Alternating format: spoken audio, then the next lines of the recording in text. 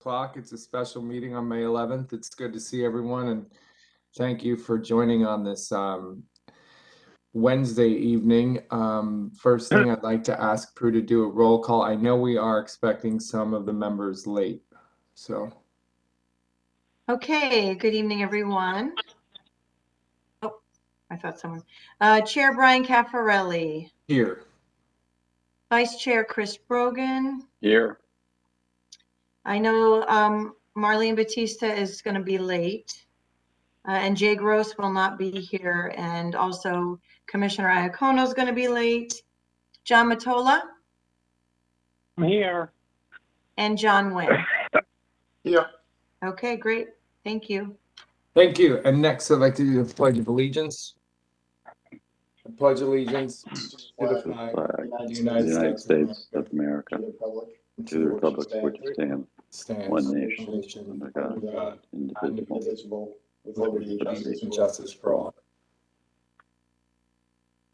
Thank you. There we go. Back.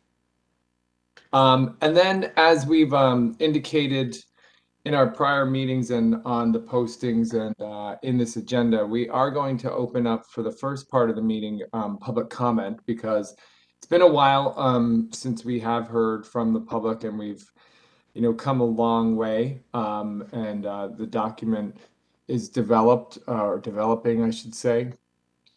This, to be very clear, is not the final public comment session that is required by law. That will be scheduled, and we are going to do some scheduling a little later this evening. But right now, it's just to check in with members of the public who wanted to visit with us in person. We have received a healthy amount and continue to receive a healthy amount of emails, and want to thank you all for those. They are provided with a backup on what I think is a very timely basis, although not up to the minute. So without further ado, I would ask anybody who has joined us if you could just type into the, I think how we do this, Prue, normally is we ask them to type their name in the chat if they would like to make a comment. Okay, and that would be helpful. And then Prue will call on you in the order in which you have typed your name in, and we'll get to everyone who wants to have a comment heard by the commission, and then we will move on from there. Brian, just from a timing standpoint, do you have a general indication for the commenters to try and have their comments within a certain time period?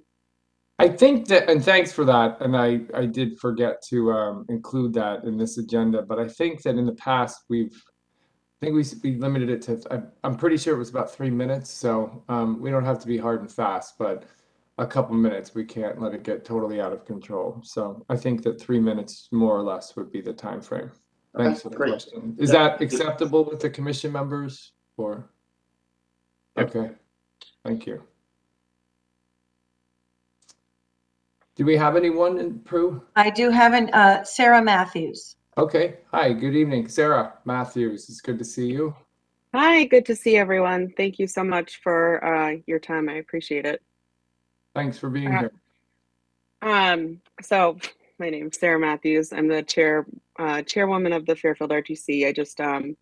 I won't take up too much time. I just wanted to give public comment tonight. I'm just a little concerned by the politicization of the work being done. And don't get me wrong, I completely appreciate all the work that you are doing. But as an organization, we believe in people's individual voting rights. We encourage residents to get involved. I hope that residents are getting involved with the charter reform process, and I hope they're sharing their feedback. I completely, as I said before, respect the work of this bipartisan commission, and look forward to hearing the final recommendations that you have that ultimately I believe are going to be put forward to the Board of Selectmen and then sent to the people for a vote. I came here tonight because I really wanted to stress that point, allowing people to vote on the charter and decide for themselves what they want, to drown out the noise being made by like some political machines and who've made comments about drawing lines in the sand and fighting charter reform, tooth and nail. I just wanted to say, as you deliberate when you're with your final recommendations, just please give the voters of Fairfield the credit they deserve and the opportunity that they deserve as voters of Fairfield in the ability to think and decide for themselves. That's all. Thanks so much for your time and consideration, and thank you all for doing this. I greatly appreciate it. Well, thank you. It's nice to hear that. It's we certainly have heard our fair share of pretty passionate emails on the matter, and it's nice to hear that perspective. So, are there any questions for Ms. Matthews, Mrs. Matthews? Thanks again for joining us this evening. It's good to see you. Thank you so much, everyone. Take care. Is anyone else in the chat, Prue? I don't have anyone else in the chat. I'm wondering if there might be people who are just calling in, maybe, who don't have access to the chat. Okay. Is there anyone on the phone that wants to speak, that is unable to chat? Maybe you can just say. Can you hear me? Who's that? Yeah, we hear you. You're popping up as William Gerber. Yes. I can't, for some reason, get into the chat function. It's not letting me in. Okay. I sent an email. I don't know if it's appropriate to sort of reiterate what I sent in my email. Is that okay? This is your 3 minutes. You can say whatever you want as long as it's related to the charter. Okay. As I said in my email, I'm very concerned about the minimum representation on the RTM by district. I think it's I did the math, and it does shift representation by party. If you layer it on to past elections, I think it really requires more analysis. I think that has to be factored in. I also think that we should be looking at, who has that. There should be sort of, I looked in past backup material. I couldn't find any information on which RTMs have minimum by district representation. And I didn't see any information on that. I think that we jumped too quickly into that. Now, I'm not sure who the last speaker was referring to, but I mean, in a sense, if this is considered being political, I mean, I think shifting a seat or 2 seats, I think the math in this case would be 2 seats from one party to the other. That has an appearance of being a political move, and so I think we should shy away from that regardless. Just in fact, that's what it would do in past elections. So it should be something that really requires a lot of work. I don't think that work was presented.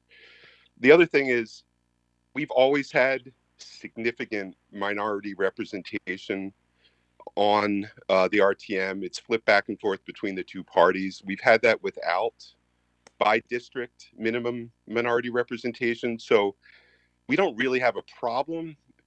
And I would really hate, I mean, you guys are doing a great job with some of the real technical reforms that need to be done.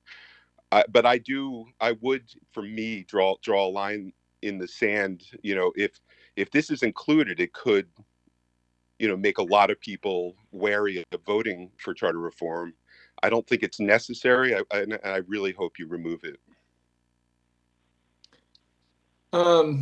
Well, thank you for those comments, and I have seen those emails. I did. I will ask other commission members if they have any questions for you, but before that, I would like to just have a brief discussion. So, do you understand that minority representation would apply to the geographical district, and we're not talking about the makeup of the body as a whole? Yes, and it would apply to the geographical district. And if you layer on, we have a town that may swing back and forth in its sentiments, party. We have a very large unaffiliated, population as well. But, we've swung back and forth as a body with significant. I mean, we've never had immaterial minority representation on the body. But layering No, it I on, know, but see, the thing is what's lost in a lot of these arguments that are being made, kind of, if you will, in the realm of minority representation, is that it's not to address a problem that one party has controlled the body of the RTM as a whole for any given period of time. It's looking at the fact that there are certain geographical areas of the town where there's never any minority representation. And so is that fair to those neighborhoods that they never see anybody from their own party representing them in their neighborhood, in their district? I understand that argument, Brian. It's not lost on me at all. But I think de facto, if you look at the past two elections, doing that, you would have switched votes from Democrats to Republicans, and that in itself, is a dangerous thing to do. It really makes me uneasy and makes a lot of people uneasy, and it's totally unnecessary. So I think the arguments being made for it on the surface sound reasonable, but in fact, it creates a level of manipulation that we've never had to deal with before. That level of manipulation is going to be a new factor every time we redistrict, and it's going to be a factor in every election. And Okay. It shouldn't be, because we have great representation across parties now. People know who they can talk to if they need, help with a certain issue. And it, I haven't seen, it was sort of, in my view, a little bit too casual to say, oh, it can be done in either way. Nothing's stopping you from doing it. I don't think you pull together the information about who is actually doing it, which towns, and sort of getting an understanding of the impact. I think this is a really big change that is unnecessary, and it has the appearance of being incredibly political, even if it actually was not the intention. Okay, I appreciate that. I know that John Matola raised his hand. You don't have the ability, I'm not sure, to see. Can you see? Well, anyway, John Matola raised his hand, so I'm going to call on him next. And then John. Yeah, thank you, Brian. I just, where you, and I say this with all due respect to you, where you say that people don't feel like they have a Republican or Democratic representative, an RTM representative represents the people in their district. If I'm a Democrat, I represent everyone, including Republicans in that district. So I think looking at it that way is makes it even more political, that we have to have an RTM representative who's a Republican to represent Republicans in the district, and a Democrat to just represent Democrats. And I don't feel that's the right way to go. I don't want to repeat what Mr. Gerber said, because I agree with him, but I just wanted to make that point. So thank you. Fair enough. I'm just going to pause here for our counsel, Steve. I just want to raise a point, not a debate or argumentative point, but there's a misnomer with minority party representation provisions, which you have for just about every elected position in Fairfield except for the RTM. One of the reasons you move to a district system, and you're already there, is it does allow for local representation, so the political parties don't have as much control over a citywide or townwide at-large system. So in that respect, Fairfield is ahead of the curve. But the way minority party representation works, it doesn't guarantee any party the minority seat. It puts a cap on the majority party's number of seats in the district. It would allow for a petitioning candidate who caught fire, who had the ability to break through, a Green Party candidate, a taxpayer party candidate, to have an opportunity to serve in that seat. So it doesn't necessarily mean that in a Republican district, the Democrat would have the one seat that the Republicans could not hold. It would be whoever falls next in the line beyond the maximum amount of party is allowed. So it's not as partisan, and that's one of the reasons I had proposed it, because I never viewed it as a partisan thing, because minority party representation is a misnomer. It does not guarantee one political party the minority seat. It guarantees a cap on the majority of a political party. Okay. For all due respect, the reality is it's going to guarantee a political party in our districts one seat. That's the reality, Steve. And I understand what you're saying, but the reality is we're going to have districts, and if this goes through in Fairfield, where the members of the district, the residents of the districts are going to vote for somebody who's going to get more votes than somebody else, and that person isn't going to serve. That's the reality. That's the reality. You can't get away from that. So, you know, I understand what you're saying, but the reality is, you know, we are reducing the RTM from 40 to 30. It looks like this commission wants to go in that direction, which further dilutes representation and choice of people. And then you're adding on top of that minority representation, which if you look just at the last election, it changes the equation to about 4.2% if you look at the percentages. From, you know, Democratic representation goes down from 57.5% to 40 to approximately 53.3%, and the Republican representation goes up 4.2% to 46.7%.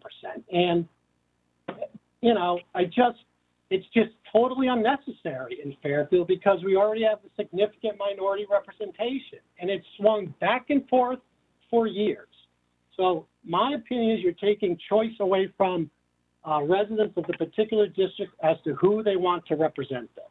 Okay, so the good points on your, you know, for you to make and I think that we've kind of strayed into debate, and I know I did start the dialogue with the speaker. I did kind of want to clarify his understanding, and that was kind of my intention. So let's just kind of table those just purely debate thoughts if we can until we get into the next phase. But John Matola, did you have a question or comment for Mr. Gerber? No, that's it, Brian. Thank you for letting me talk. Am I allowed to make a final comment, or should I sign off? Well, hold on. John Wynn had Mr. Gerber, John Wynn had his hand raised, so I'm not sure if he had a question or comment for you. I do have a question and a comment, and I'll save the comments for when we have the discussion later after the public outreach portion. But my question to Mr. Gerber is, in any of the cases that are analyzed, there's no change in control from one party to another in the RTM under any scenario. Is there? The cases I analyzed, there was no change in control, but I think that's irrelevant. There was change in seats. So, okay, I think that answers my question, that there isn't a change of control. Thank you. All right. Right. Well, thank you for your comments. As you can see, Mr. Gerber, definitely well taken, and the debate is not over on this matter. So okay. Thank you for your time. Can I just add that, you know, I was on the RTM for 8 years. A big chunk of it, I was like one of 12 Democrats. You know, this discussion, I've never heard this discussion up until recently on this committee. It never came up. And now all of us, you know, it just seems a bit dangerous now. You know, right now, you know, the Democrats have a pretty thin majority, and now all of a sudden this has become a must-have, and it just, I don't want it to taint all the great work that you're doing, and I think it may, and I just hope you take that into consideration. Thank you. Thank you. Appreciate that. Prue, is there anyone else who is in the chat room that wants to speak? I don't see anybody in the chats, but again, I don't know if Is they're there only. anyone else on the There's a call? problem with the chat box, so I'm not sure if I'm the only one who had that problem. I could not enter it. It was locked. It locked me out.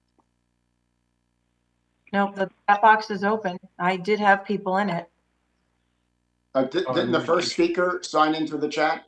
Yeah, Yes. and Okay. Attorney Mednick just sent a test to it. Yep. And it seemed to come through. It may work on the computer. It didn't work on my phone. So anyway, I'll sign Oh. up. That's just my experience. Okay. Anyone else that from the public that wanted to be heard that can't access the chat? Can you speak on your phone or somehow activate your video and wave to us? *6 would unmute. Okay, *6.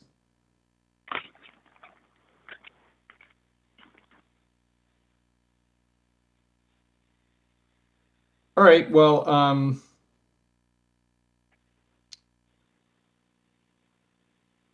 last call then for anyone else who is on the call, either by video or by phone, *6 to unmute. If you'd like to be heard, that would be, now is the time. Well, seeing none, I think we're going to move on to the next agenda item we are going to move on to the next agenda item, which is the further discussion. So I am going to ask Attorney Mednick to kind of give us a recap of where we are and where we're headed tonight.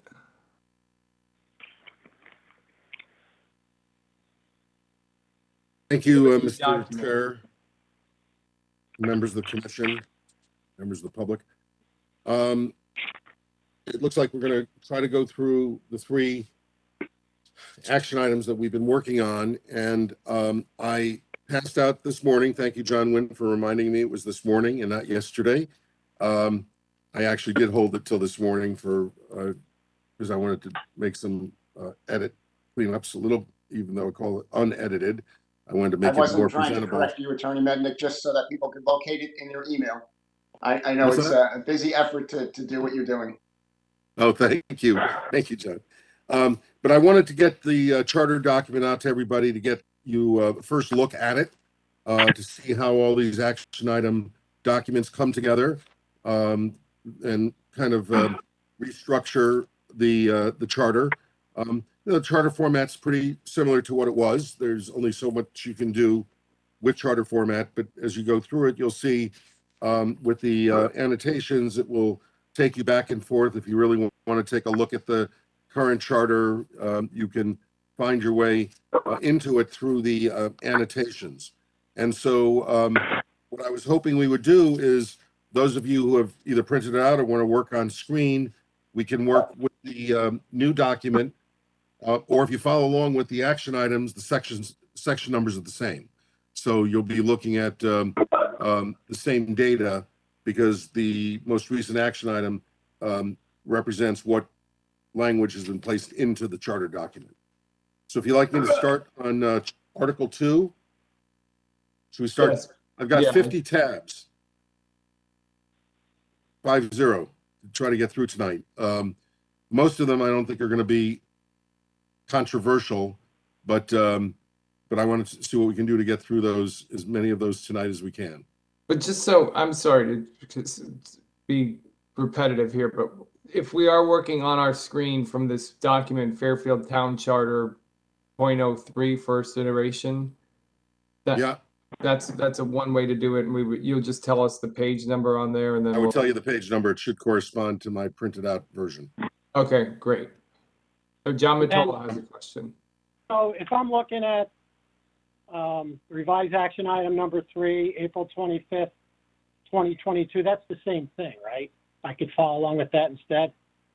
April 25th, there have been some changes. I sent Marlene, I think, a later version out April 28th, I believe. Okay, I'll do my best. That's all right. All right. Sorry. Well, no, John, let's figure out the best. Let's figure out to make sure we're all kind of using the best. If you have something that you've mocked up and let's get to the bottom of that before we get started. Yeah, I'm not, I don't know. It's my fault, so I don't want to mess you guys up. I think I've looked at this enough that I'll be able to figure out what Steve's talking about. But Okay. I have I'm going to try to open up what he sent today too, and I don't want to hold us up. So go ahead, Steve. And No. Brian, Just why don't we make sure you got that open, and then we'll go from there. And I'll just check in with Chris and John Wynn to make sure that they have. Are you guys all on a good document that you can follow along from? All good. Thanks. Yeah, I'm good. I'll try and use what Steve said around today. Yeah, that's what I'm Right. gonna. But I think Marlene also sent a document today at 3:51 p.m. that I think has an action item 3, Article 2, which is what I thought you were looking at, John Matola. We're looking for. Okay. You might have a prior version of it. The version that I referenced is dated April 28th, I believe. That's the one I sent out Okay. late this afternoon at John Matola's request. And Marlene was supposed to send it out. That's Yep. right. She did, and Thank it's out. you, guys. Okay. All right. And what I'm going to ask in general is please review this document thoroughly between our next 2 or 3 meetings as we bring this to a close. Jim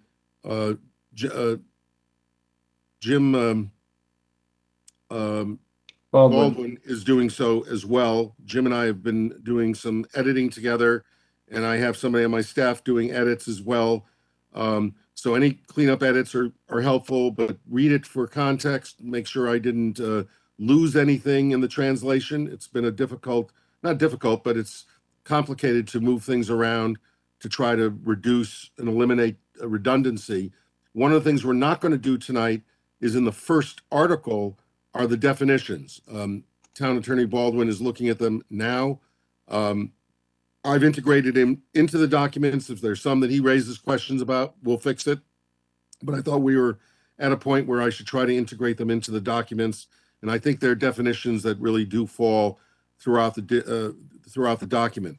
One of the things I did finally, if you don't mind, Mr. Chair, have my meeting with the town clerk, which was extremely useful. And she's really an outstanding town clerk.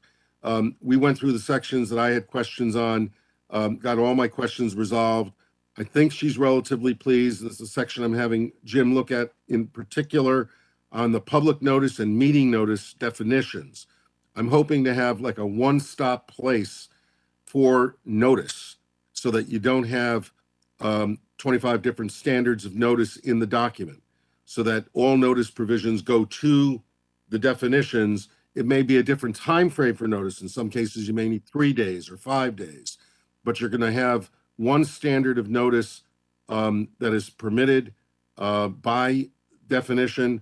The town clerk gets to choose among the various alternatives that will be in the defined term. One of them is newspaper publication, but newspaper publication will only be required if required by state law. We're living in a different era, and I've been revising a lot of charters to permit other forms of notice because people have much more access than they did in the old days to a newspaper. So that's one of the major systemic things that we did with the revision. So should I start going through Article 2? Yes, please. Okay. Yep. The first item, and the place to discuss it will be when we get to the RTM, but the first time we see the structure of the RTM is in 2.3B, where we agreed that it would be 30 members divided among 10 districts. That's first referenced and was approved on April 25th by the commission. The second item that you will find is, and that was on page 8 of the new charter. Page 9, subsection C, 1K, you'll see a note off to the side that the constables have been moved out of elective office and moved from 7 to 4 appointed. We will get to the constable section later in the document, but I just wanted to indicate that that's where that section was, and that's why they are gone. Likewise, on page, Excuse me, Steve, Yeah. up above on,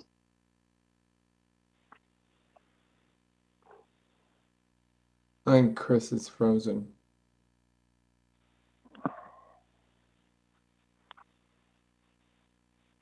Chris, you froze up there for a second. oh, can you hear me now? Yep. So, and C on the top of page 29, it says 27 members, which I think is just a carryover from an earlier draft. Should be 30 oh yeah, members. there you go. Why is that there? Hold on.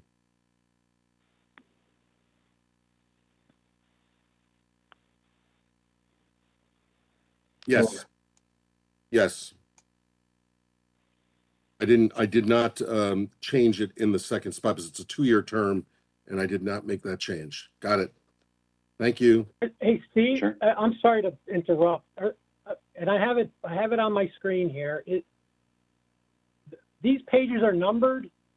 I don't see. Oh, I see where they are on the sign. I apologize. Go. Let me be quiet now. Thank you. Sorry about that. Don't worry about it. It's good. Was that losing my Rosanna mind. Dana or Emily Latella? I Oh, can't remember. Go ahead. Wait, but I don't You're check You're the dating tables that you yourself now. refer to. Yes, Oh, I know. God. I know that, sir. The next change is on page 10 of the new charter document. And we did have a meeting with the town clerk on this issue. This is in subsection 4, which is at the bottom of the page, just above the notes. We indicated that there's 45 justices of the peace, and I think we changed the language to selected as provided for in the general statutes. There was a term nominated, and I think we determined that selected was the more appropriate term after we looked at the statute. So that Chair changed. Caffarelli, could I interrupt for one Yes, second? sure. I see that Commissioner Iacona has joined the meeting, and just to catch her up, let her know that we finished the public comment section. We're working through the document that Attorney Mednick sent out this morning, the revised charter, and we're on page 10 of that document right now. Thank you very much. Can you guys hear me? Yes. Yeah. Okay, great. Thank you. I apologize. I'm out of town and was scrambling to get on here. So thank you very much. Thank you. Thank you. I'm glad you were able to join. Somebody's on the chat has a comment about districts. Who's that? Jim Baldwin, I think. Well, it was Jim. I think. Does Jim want to speak? Where's Jim? Can you hear me? There he is. All right. My headphones weren't working. I'm sorry to go backtracking, but about the districts, I thought that, my idea about this is perhaps deleting reference to the 10 districts and locking us into that, and leaving it up to the RTM as it stands now to determine the number of districts. Maybe saying, 10 districts or no more than 10 districts or something, or just deleting the reference to districts altogether. That would allow some flexibility. If you still have the maximum number of representatives, but this way they could reduce maybe the number of districts if they chose to, together with a reduction in the number of RTM members.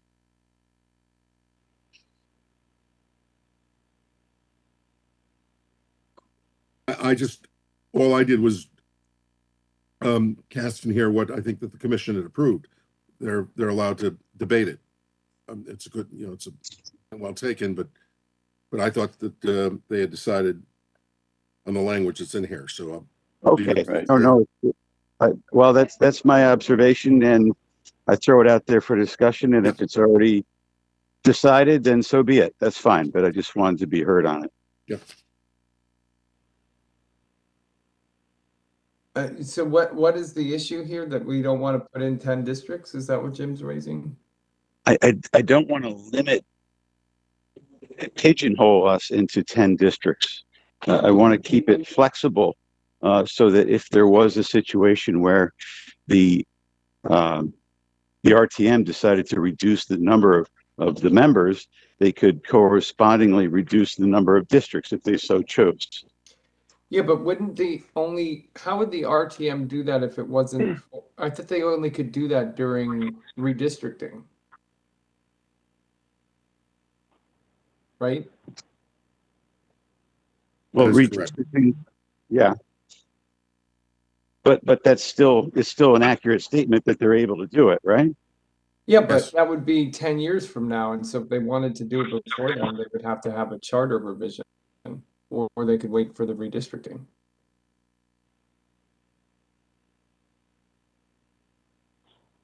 I think that's Okay. kind of the thought process that we went through, was that we considered what you were saying, but then we said, it's really a difference without a distinction, in the sense that the only other instance where they would be able to change the number of districts would be after the 2030 census. So, But they can't do that No, without that's not entirely, that's They not entirely true. If this I don't charter like passes, creaking. I'm sorry. Go, please. Yeah. If the charter passes, the redistricting by state law does not have to be done until March of next year, which means if you were to pass it with the town attorney's recommendation of not more than 10 districts, for example, or silence on the districts, the redistrict committee, after the November election, can make a determination both on the number of districts and how to divide the 30 members into those districts. So it could take place immediately following the referendum. I just wanted to make that point to clarify. And Steve, am I correct also that there's not necessarily going to be charter revision that coincides with the new census and the new district lines 10 years from now? So that Not, may not unless you put a provision in that requires a charter every 10 years. right. So this requires charter reform, and it's not necessarily contingent upon the new census in 10 years.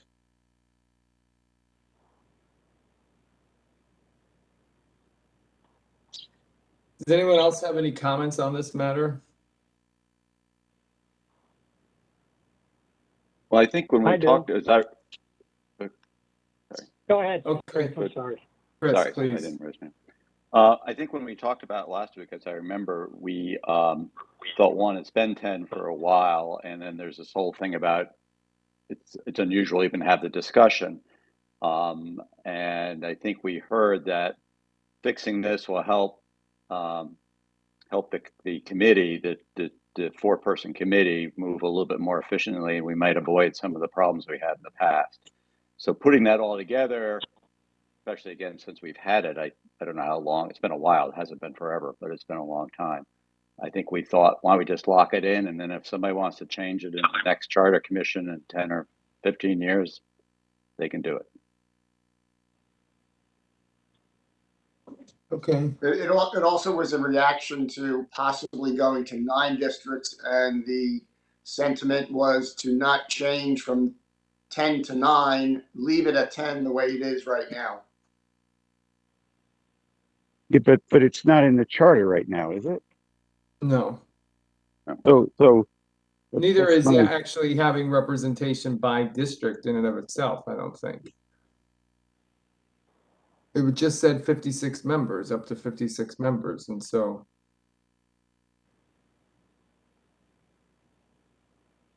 I think there were a few more comments here when we discussed this. Pam, did you have your hand up?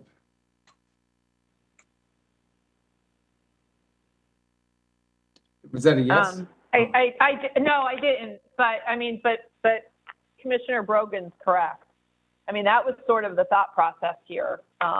Was that what causes the consternation at the redistricting table is the number of districts and the number of representatives. So the thought process there was take that political piece out of it and put it in the charter. And, you know, I believe my exact words were that the RTM hadn't earned the privilege of making that decision for themselves based on the antics that had gone on in 2012 and the antics that are going on now for 2022. So we thought we would try and take the political nature of all of that out of the conversation and just lock in the districts and the representation. So hypothetically, this is Jim Baldwin again. Hypothetically, if the RTM could choose 10 years from now or whatever to reduce its membership to 25, how would that be split among 10 districts? Is that how it's written right now? They could not do it. I thought we were locking in 10 and 3. Oh, I see what he's saying. So Steve, during redistricting, is it the number, or is it open to they can change the districts too, right? Or no? You're muted. Can't hear you. Something happened. You're in a situation where they can do both right now, I believe. But no. So if we were to adopt this provision, the 10 districts, and redistricting happened, either this current redistricting committee or one in 10 years, could they change both the number of representatives and the districts, or they're just limited to changing the number of representatives? If you lock in the number in your charter, they can't change the number except through charter revision. If you're silent on the districts, they can modify the number of districts. Got it. Okay. I now see Jim's point. That's right. John Matola has a question. Well, not a question, just a comment, and I think this train probably passed a week or two ago. You're getting to my point where why didn't you just, as I said 2 weeks ago, limit the number of RTM members to no more than 40 and let them decide the districts and their size when they go through the redistricting process. That way, we give them the flexibility, and we're knocking it down from 56, whereas in the charter right now. We know we have 40 right now.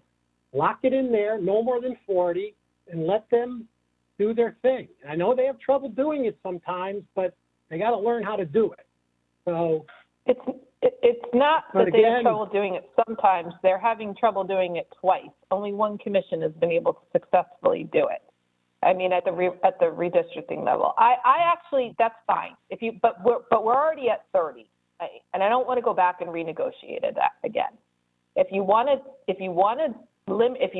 take Attorney Baldwin's advice and limit it to 30, which is what we already talked about, we've already agreed on, and I know you disagree, John. You've reneged on that. That's fine. Then I reneged on that. Excuse me, you don't question my motives, Pam. I've known you a long time. I didn't renege on anything. I'm not questioning your motive. Okay, Please, and maybe the knock it word off. reneged was not a good word to use. Okay, I know you want to revisit that. I don't think that we should. We've settled on a Mr. Baldwin's consensus of 30. revisiting it right now. So let's have the discussion. I didn't bring it up, he did. All right, let's move off this topic and move on to something else. We can revisit it when calmer heads will prevail. We don't have a lot of time, folks. Yeah, I know. Let's move off of this. What's next?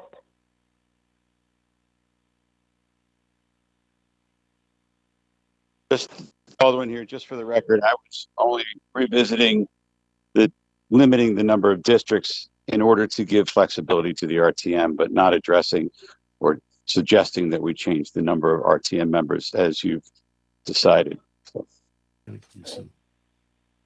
Okay, well. All right. Let us go on. If we want to take a breather, this issue will come up again when we get to the RTM, but I recommend that we try to address it tonight if we can. Yeah, we're going to have to address that in minority representation, so. Yeah, and we'll be approaching that in a little bit. Won't be too long. Okay. All right. The next issue, and I don't know, Pam, John and I have not gotten together. And I'm wondering if we can arrange while the three of us are here. Is there any time tomorrow we could talk so that we could be ready on this issue for tomorrow night? This is the issue of the Board of Education. John has come up with some language, but I thought the three of us would try, and I had language on page 12 of the document. Might we be able to talk about it tomorrow? Is there a good time for both of you? Yeah, that's fine. I actually had to change my flight information, so I would be available to speak tomorrow. We can work that out. I wasn't going to be able to talk tomorrow, but my flight changed. I'm around, so just let me know. What's a good time? Let's set a time. Whatever works for you two. I'm pretty free tomorrow. Hold on, I'm just checking. Yeah, Pam's on the road.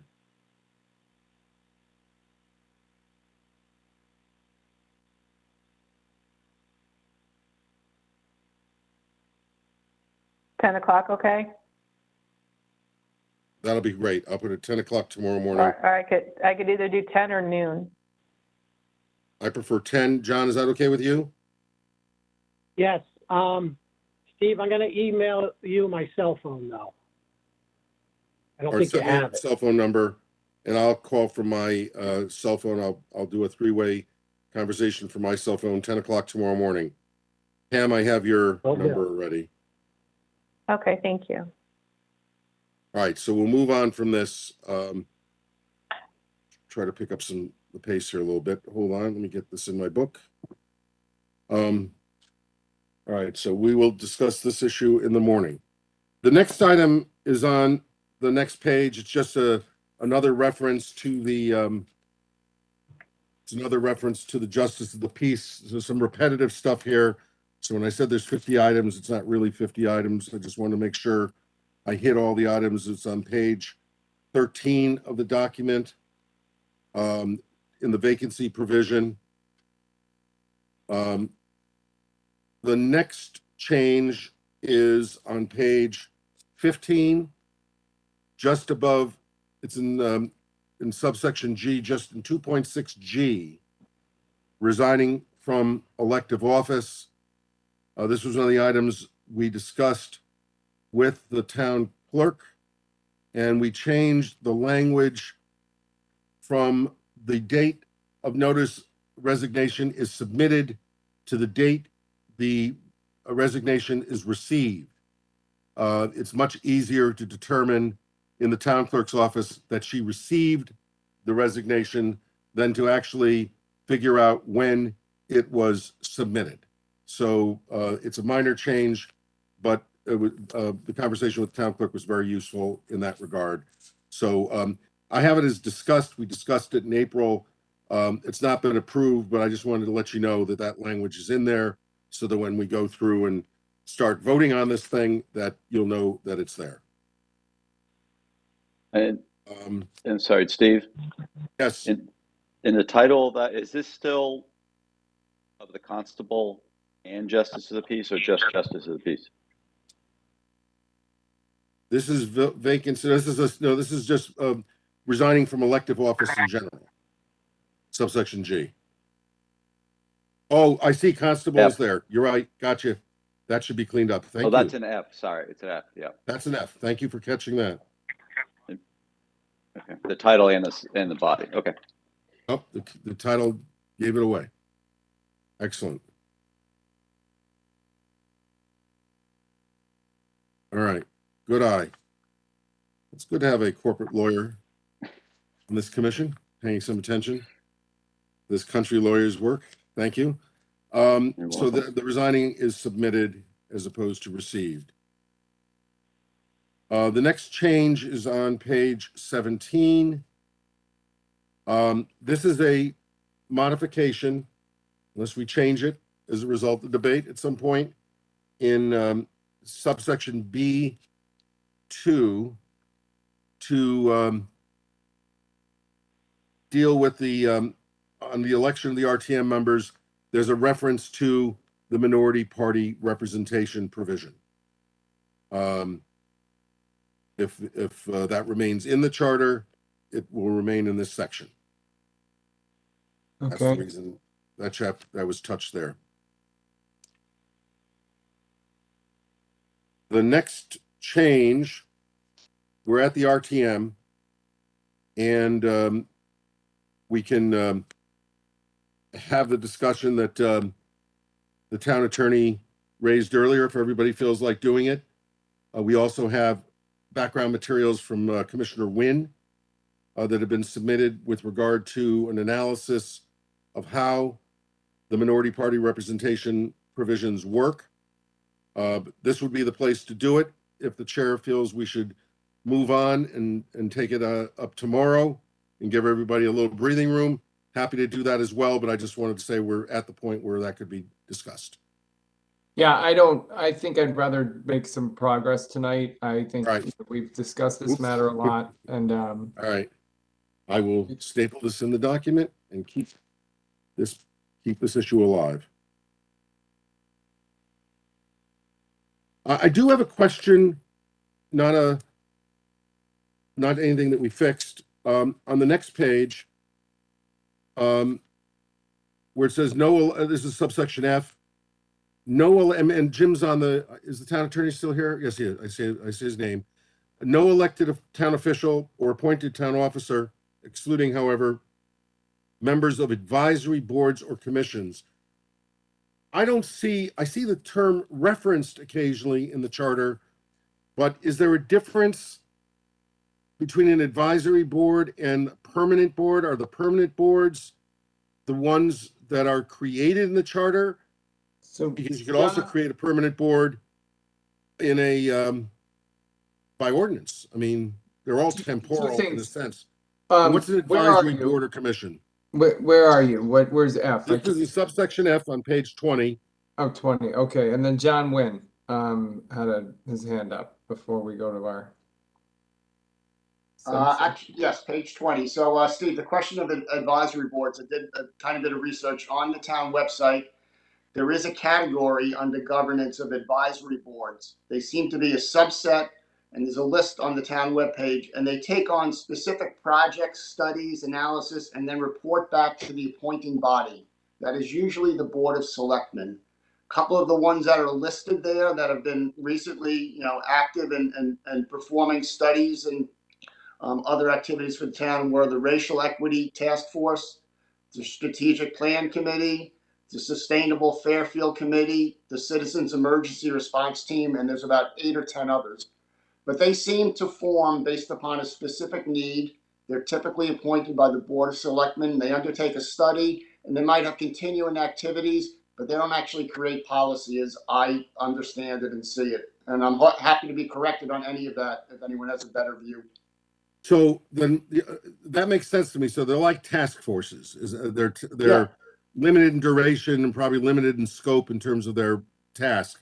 So I'm going to have a definition of board or commission, but I think what I may do is I include authorities, agencies, etc. in that definition. So you're not going to see that delineation of words throughout the charter, but maybe I'll create the exclusion in the definition. Does not include committees or of limited duration and scope. All right, I think that's where to do it.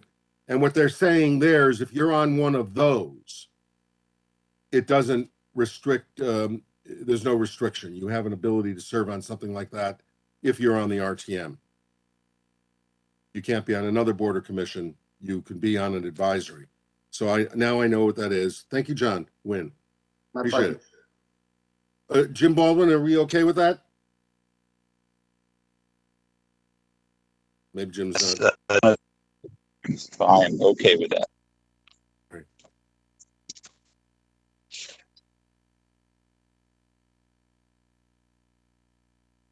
All right, I'll fix that. Thank you. I still had yellowed in on the next paragraph. I think we were leaving it as is. We were originally at one point looking at changing the reapportionment, but I think when we made the decision on the composition of the RTM, we decided to leave the reapportionment process the way it is. Am I correct on that? Mr. Chairman, Yes. you're nodding your Yes. head. Okay, good. I am. And If I'll- anybody is in disagreement, please wave your hands or, okay. Yes, we're all in agreement on that. Thank you. The next question I have is not something we've done, but something I hit as I was going through this on page 22 in section 3.4D, convening special and emergency meetings of the RTM. The first select person can do it, 10 members of the RTM can do it, and the chair of the Board of Finance can do it. Is there a reason why that is there? I thought that was a little unusual that the chair of the Board of Finance can convene a meeting of the RTM. If I'm treading on some cultural graveyard that I don't understand, happy to hear. Yeah, I don't know. I would defer to John Matola or Pam. They're ex officio to the RTM. Just leave it alone. Sorry? They are ex officio to the RTM. I would leave it alone. All right. I'm not touching it. I Yeah. just wanted to ask. On the next page, I know that. Sorry, Steve. Yeah. I had a question. 3.4B, open meetings. I mean, obviously that's fine, but aren't there exceptions, or is that just covered by statute? It'll be covered by statute. I mean, I could add a provision in accordance with the general statutes. As long as it's covered, that's fine. I just want to make sure. Yeah. I had more in there at one point, but this is the current language that's in there, and we stripped it back down after we went back to where we were in the beginning. So the next question I have is in the petition for overrule section 3.6. John Wynn had raised the issue. I don't think we resolved the issue, so I thought I would bring it up tonight. Right now, the threshold for going to a petition on expenditure items is 150,000 or more. I don't know if John came up with the number 500,000. Somebody might have. And John, I think Commissioner Wynn thought that maybe the amount could be raised and then indexed and revised over the course of time. So I didn't know if that's an issue we wanted to address or an issue we wanted to punt. But it was an outstanding issue. John Matola. Yeah, thank you. I think it should be raised to $500,000 and we leave it at that. I think 150 is too low. I think doing it with the index might, a couple of reasons, but no one will ever check what the index is, and it might confuse the public. So if you leave it at $500,000, and then in 10 years we can look at it again. But I do think it should be raised. I agree with John, and I seem to recall that we did have a similar discussion. I think it was probably when we were going through a different scenario of the charter, but we had landed on about $500,000 on that one. So I agree. I think, Brian, we had that discussion when we weren't fighting about the RTM. So you're right. I missed the days when we weren't fighting, John. I had to give some levity to our meeting. Just I like you it. might appreciate it. All right. We're not fighting. Is there consensus or do you want a motion, Mr. Chairman? I will enter. I think there's consensus unless you think we need a motion. I see a thumbs up from everyone here and a head nod or a thumbs up. So, all right. Thank you. I'll make that change. The next page, again, there's a question that I have on subsection B3. I'd have to look at the charter. I believe that the hours for voting may be increased at the discretion of, I believe it's the Board of Selectmen right now. I could be wrong. Should it be the Board of Selectmen or the town clerk? It only says the Board of Selectmen. It is the Board of Selectmen right now? Yes. And I raised the question, and again, I don't want to step on toes. Is it, do you think it should remain a Board of Select person's decision or a town clerk decision?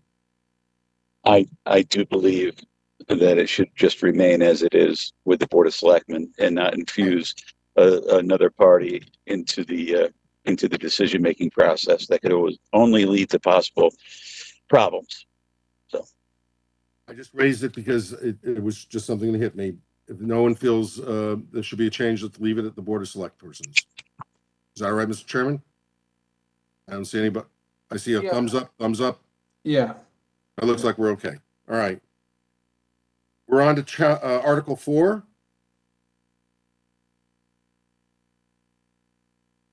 And there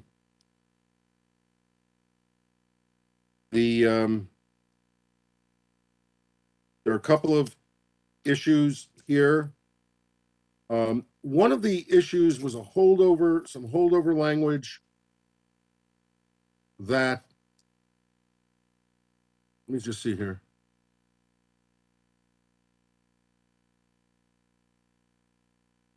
I don't think this really applies. This is some holdover language that I put in the event we moved away from the Board of Selectmen system.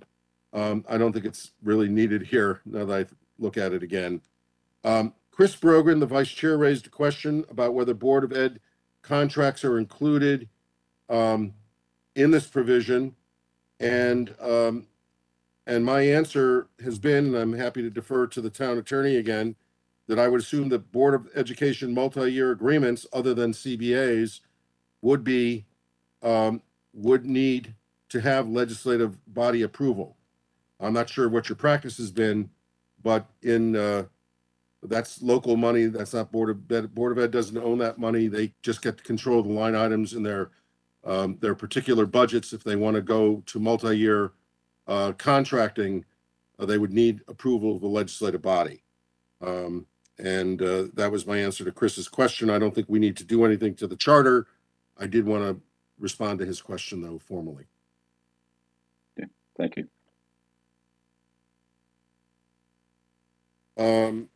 The next item is. So if we can just stop here for 1 second on the contracts. Does this incorporate our discussion? Were there going to be some changes that were made? Let me just look at my note here.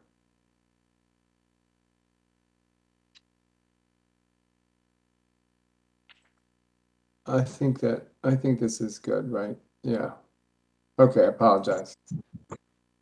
this is Jim Baldwin again. I do have a couple of comments on this section, and in subsection AJ, it says this provision shall not apply to emergency transactions permitted by the general statutes, this charter or ordinance.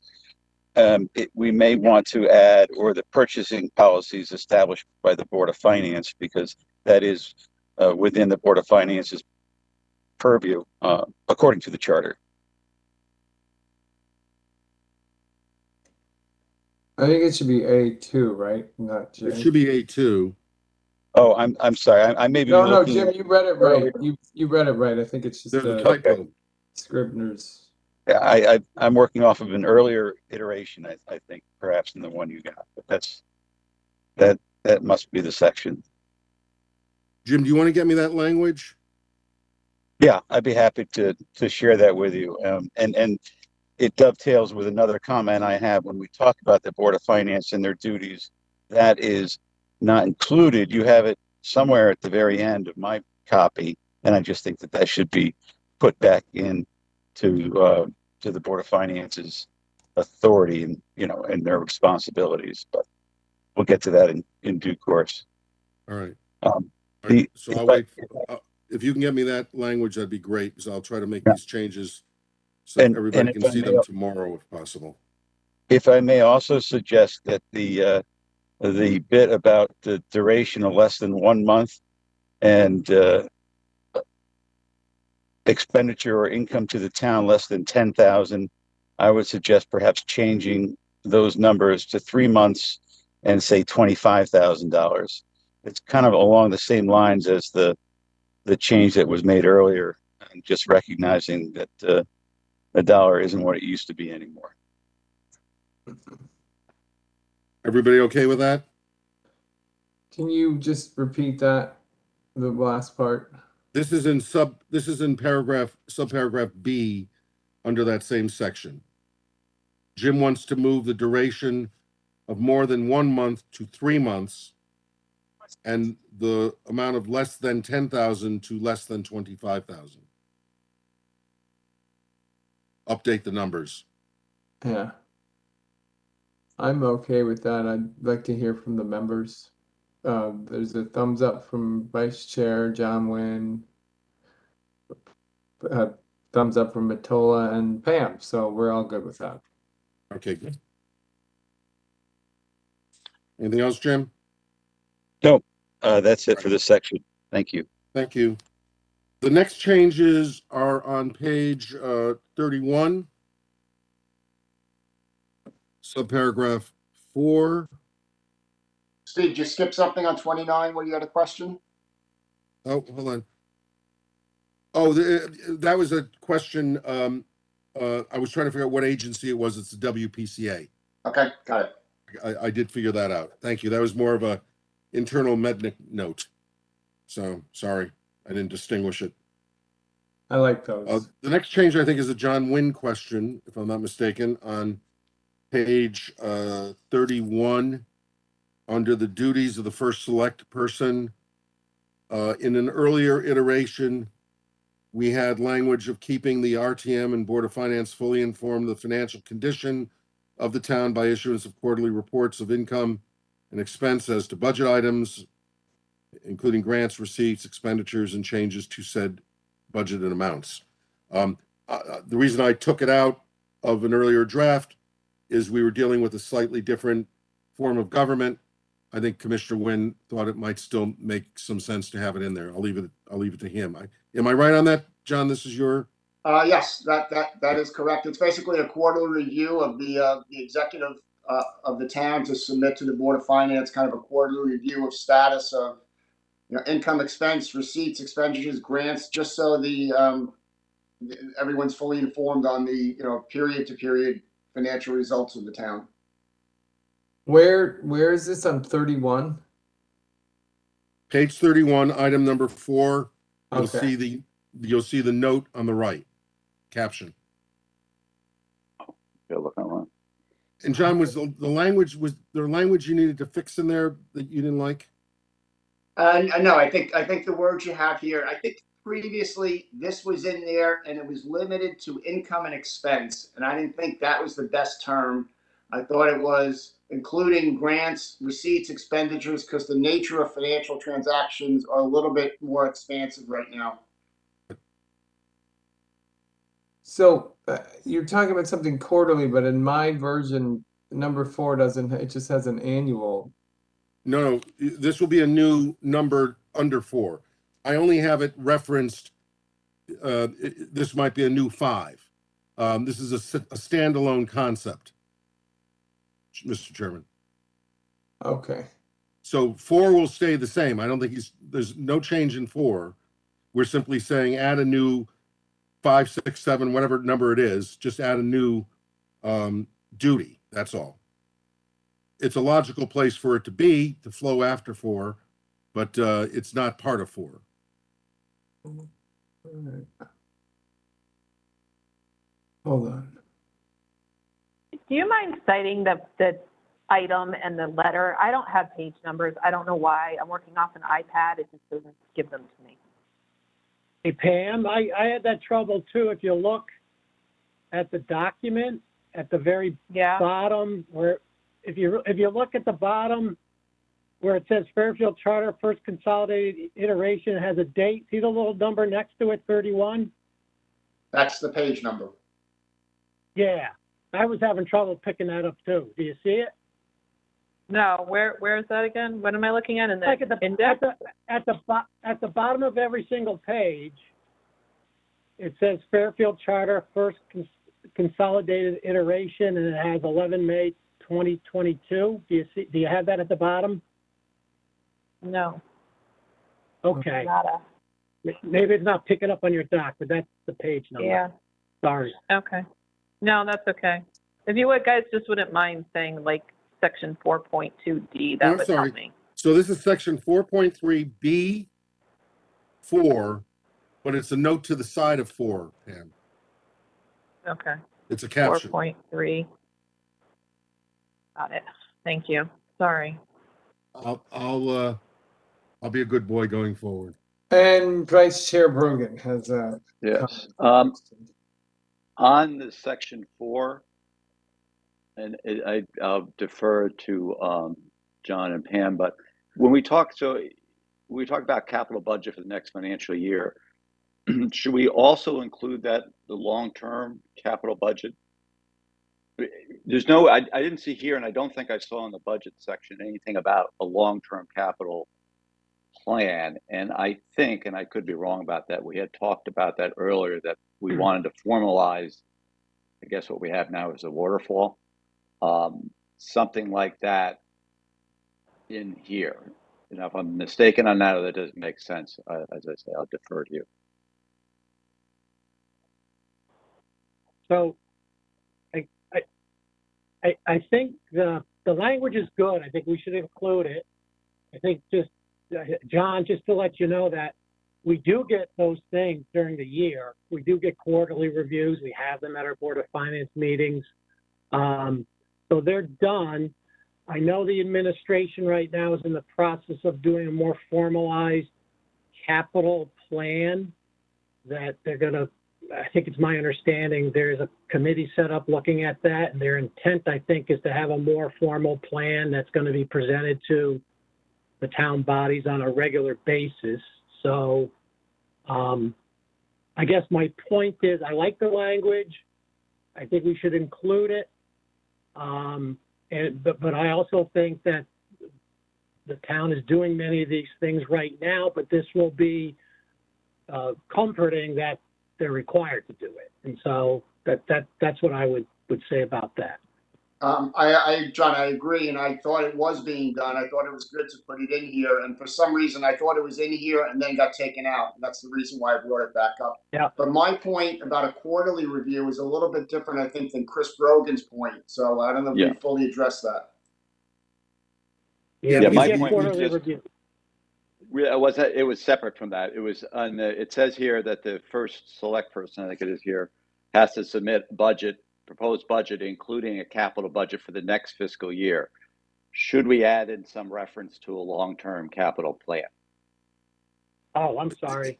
Yes, that's definitely missing from the charter. We did not include it in the budget section. I think I raised it, but I don't think we included it in the budget section. We had a short discussion earlier on, right? Yeah. And I didn't see the document. So yeah, this might be a place. This might be a place to put it if you're interested in doing that. I would be. So I would be also. I thought we had all talked about this, that would be a really good idea. It's great for planning purposes. yeah, I agree. So would be a 5-year capital plan? Yes, I wouldn't go out any farther than that. It's too hard to predict those things going past 5 years. Got it. All right, so we have 2 different concepts. I'll add a new duty to prepare the 5-year plan annually, along with her annual submission of the capital plan. And then the other one will be John Wynn's language that's in the comment section. Is that all right? Yep, we're on. Good. We're moving. Excellent. That was a good catch, Mr. Vice Chair. That's 3. Can I go now? I don't know, that's an excellent catch. The next one was a question. I think John, the Commissioner Wynn, I don't know if he saw my comment response in paragraph 11, that she has the ability to delegate authority as necessary, blah, blah, blah, blah. And Commissioner Wynn said, does the RTM have to authorize this? And that is the current language in the charter. That's why the RTM language is in there. That's in the current charter.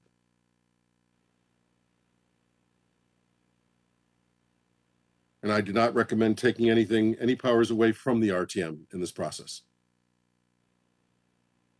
On the next page, Steve, Jim Baldwin here again. I'm sorry to keep throwing things at you, but going back up to the duties of the first select person, what's also missing from that is the first select person's ability to call for a special meeting of the RTM. And I think it's in the RTM section. Yeah. We have the Board of. Remember, I raised the question why the chair of the Board of Finance can do it. Let me just see something. Well, it may be redundant, but it's one of her powers. But maybe it's not necessary to be redundant. So you're right. Yeah, it's definitely in that section. I don't mind being redundant if you think it's useful. Well, we're laying out the duties and powers, so it seems to be an appropriate place to put it. That's Right. all. If it's okay with everybody, I'll add that. Yeah, maybe just reference the section as pursuant to 3.4B. Got it.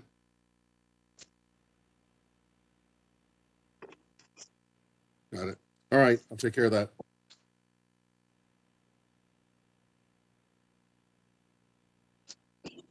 The next, I'm not sure there's a change, is for Pam's purposes, it's section 4.3, subsection E, staff.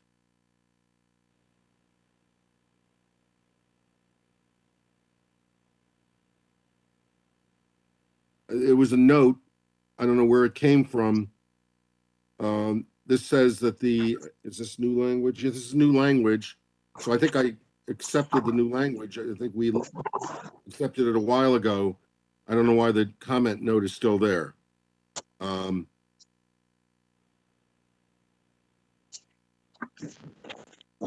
they serve at the pleasure of the first select person. So all the comments from the box are in the section. So basically the first select person may appoint a chief of staff, other administrative assistant, other assistants for which the RTM may appropriate sufficient funds to appoint additional people, blah, blah, blah, blah, and they serve at the pleasure of the first select person. In section 4.4, there's a note in the caption. We had a section on bonds. The section on bonds was eliminated at one of our more recent meetings. Steve, that comment on the right, in the prior paragraph, the staff, that's going to go away, that comment to the right? That's going away. Very good. Thank you. Yeah, I'm hoping, we'll see if I get this done for you for tomorrow night, but I think it's more likely I'll get tomorrow and tonight and tomorrow's notes together for you for the weekend. So the next section is Article 5. And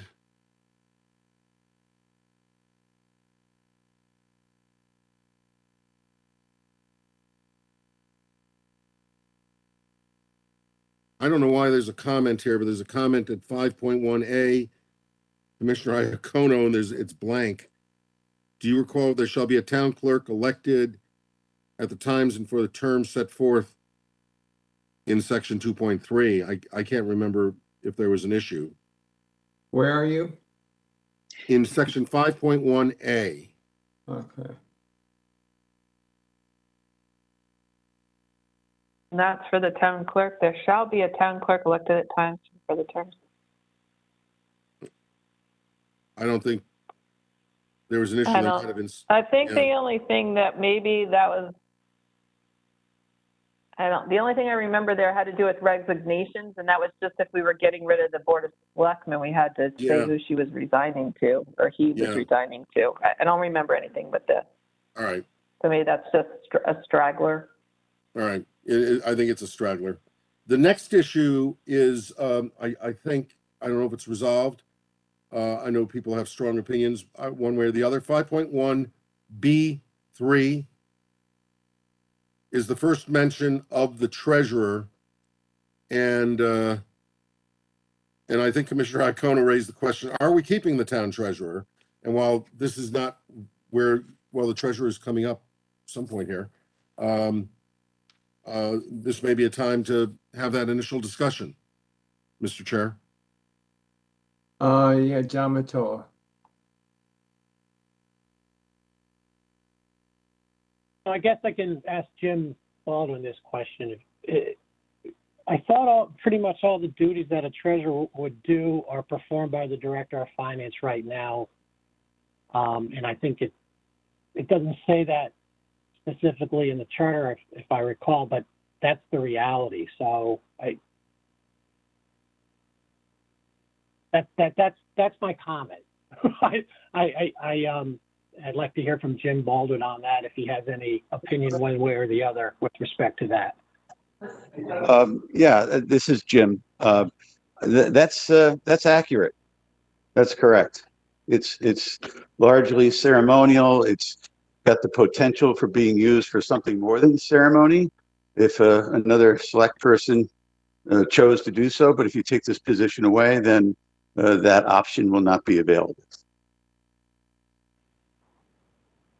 So I don't think we need it, but I'll defer to the members. Not really being familiar with it. Is it, if it's largely ceremonial, is it a paid for employed position, or is it you serve in a, you know, advisory friendly sort of volunteer role? It's the latter. This is Jim Baldwin. It's the latter. It is not a paid position. But it's interesting because the charter does have language in it right now that says that it could be a part-time position, which is to suggest that in the past, perhaps it was a paid position. And that's why I mentioned the possibility for resurrecting it to something along those lines by a first select person in the future as being a possibility. But it's not that situation now. It's not that way now.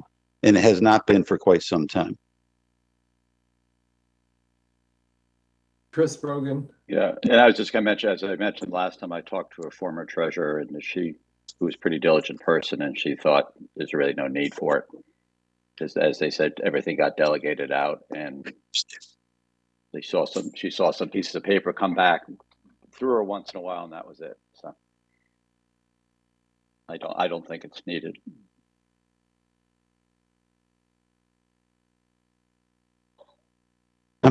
This is Jim Baldwin again. I'm pretty sure that the one time I think it might have been used in the past was with the signing of the bond notes or something to that effect when the first select person wasn't available, or in lieu of the first select person. That's what they did. But wouldn't we still have a treasurer? It would just be the CFO. I think it's the way it works, right? yeah, I do not know the answer to that question, but I imagine that Somebody is likely would the be case. assigned treasurer functions. There are statutory Yeah. responsibilities. And someone must be performing them now if there is no one in a full-time role, so the activities are being taken care of.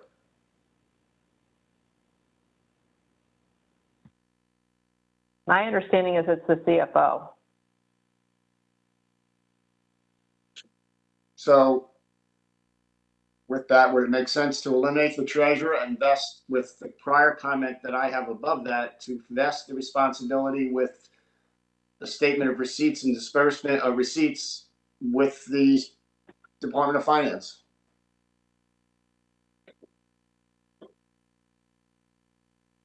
I don't know what the language should be, to be honest with you, because I don't know all the functions of it, but I'm certainly open to streamlining that if that's what people want to do. So have we heard anything? Look, I don't care either way, but have we heard it? I feel like we're removing some screw that we're not sure what it holds up, but have we heard anything that it's impeding? Like, I'm just like, I get that maybe it's not used that often, but like, what's it holding back? We don't pay for it. it's a backup to the CFO, or in some case, somebody just mentioned the first select person. So, I mean, remove it, don't remove it, I don't care, but I just feel like, why are we putting another action item on Steve's plate when we don't, like, what's the benefit of removing it? Well, a little Honestly, bit, you're that's sort of where I streamlining. am. What? Okay, yeah. I'm sorry, I didn't mean to interrupt. That's sort of where I am. I started this thing when we talked about the treasurer, the very one in the beginning, and I'm like, just get it out of there. I'm all about getting stuff out of there that doesn't need to be in there. But honestly, I mean, if it could be used for something and you want to leave it there, I'm fine with that. I perhaps we should ask the CFO for tomorrow night to have something prepared about whether or not this is a function that they need, how it works, and what actually should be written in the charter for the functionality of that position. Yeah, can I tell you, in one town, we eliminated the treasurer, but it was an elected, paid position that served the same purpose as your treasurer. I think if it was simply an appointed position, there was a sinecure or a position of honor that somebody might hold, and it's not paid, I'm not sure they would have eliminated it. So, I mean, but you might want to have the CFO comment on that, see if there's any reason to retain an independent voice in the event you need an independent voice as treasurer. Yeah, so can we have that as an action item then, that somebody follows up with the treasurer tomorrow and asks them to get back to us with what their recommendation is, either to get rid of it or to consolidate it into his job description and how that should be in the charter? You mean the CFO? Yeah, sorry, I don't know what I just said, but yes. Okay, who's doing who can do, Jim, do you and I want to talk in the morning, figure out who should contact the CFO?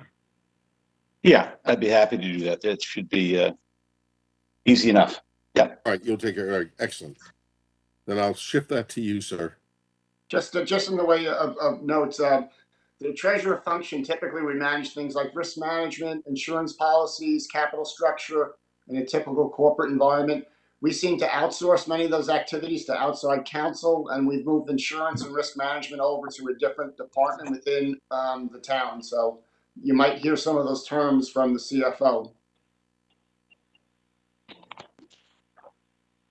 All right, well, Jim will follow up with the CFO. I think we've spent an adequate amount of time on this subject matter. Let's move on, please. All right. We're going to move on to Article 6. The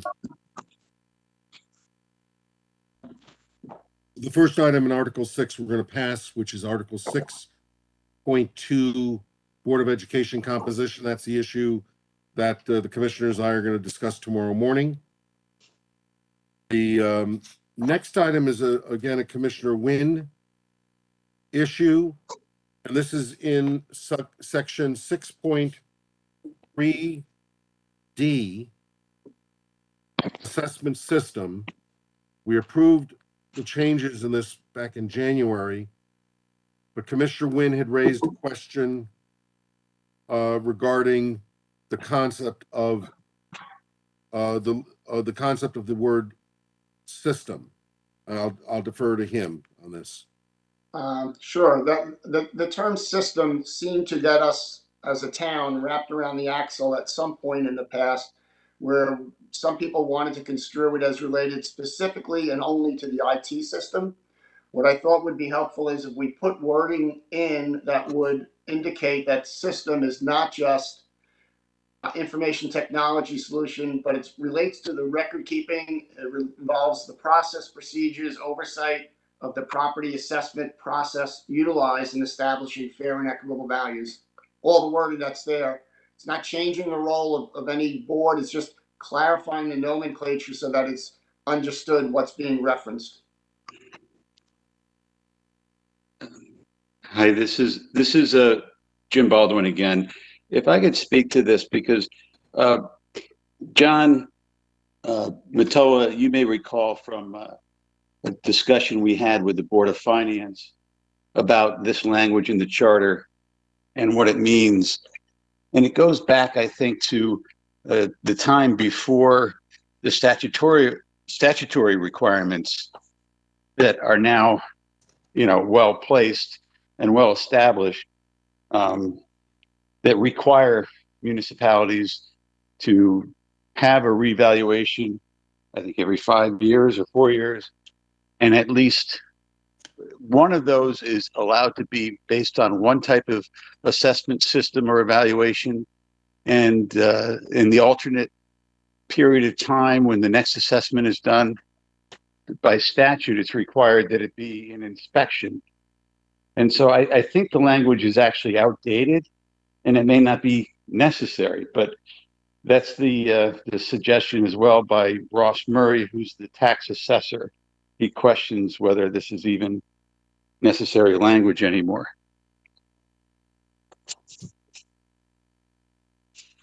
Because that's what the intent was behind the language that you see before you. I do think that you should have some kind of language in there where we get, meaning the Board of Finance does receive, and I think we get this anyway, but we receive a report from the tax assessor on their systems. I also think, Jim, remind me, does the Board of Finance vote to retain the assessment company? I'm trying to remember. No, this is Jim again. You hit the nail on the head. That's just it, because the assessment company had already been established and chosen, and it was not in time for your board to consider it. So you might throw language in that really speaks to that the assessment process shall be subject to the approval of the Board of Finance, because that's something that the board at the time regretted not having the ability to do. And I pointed out to them that they actually had the ability to have that input, but it had to, in that instance, occur much earlier. So does that sound familiar? I think we want that moving forward. Yeah, it does sound familiar.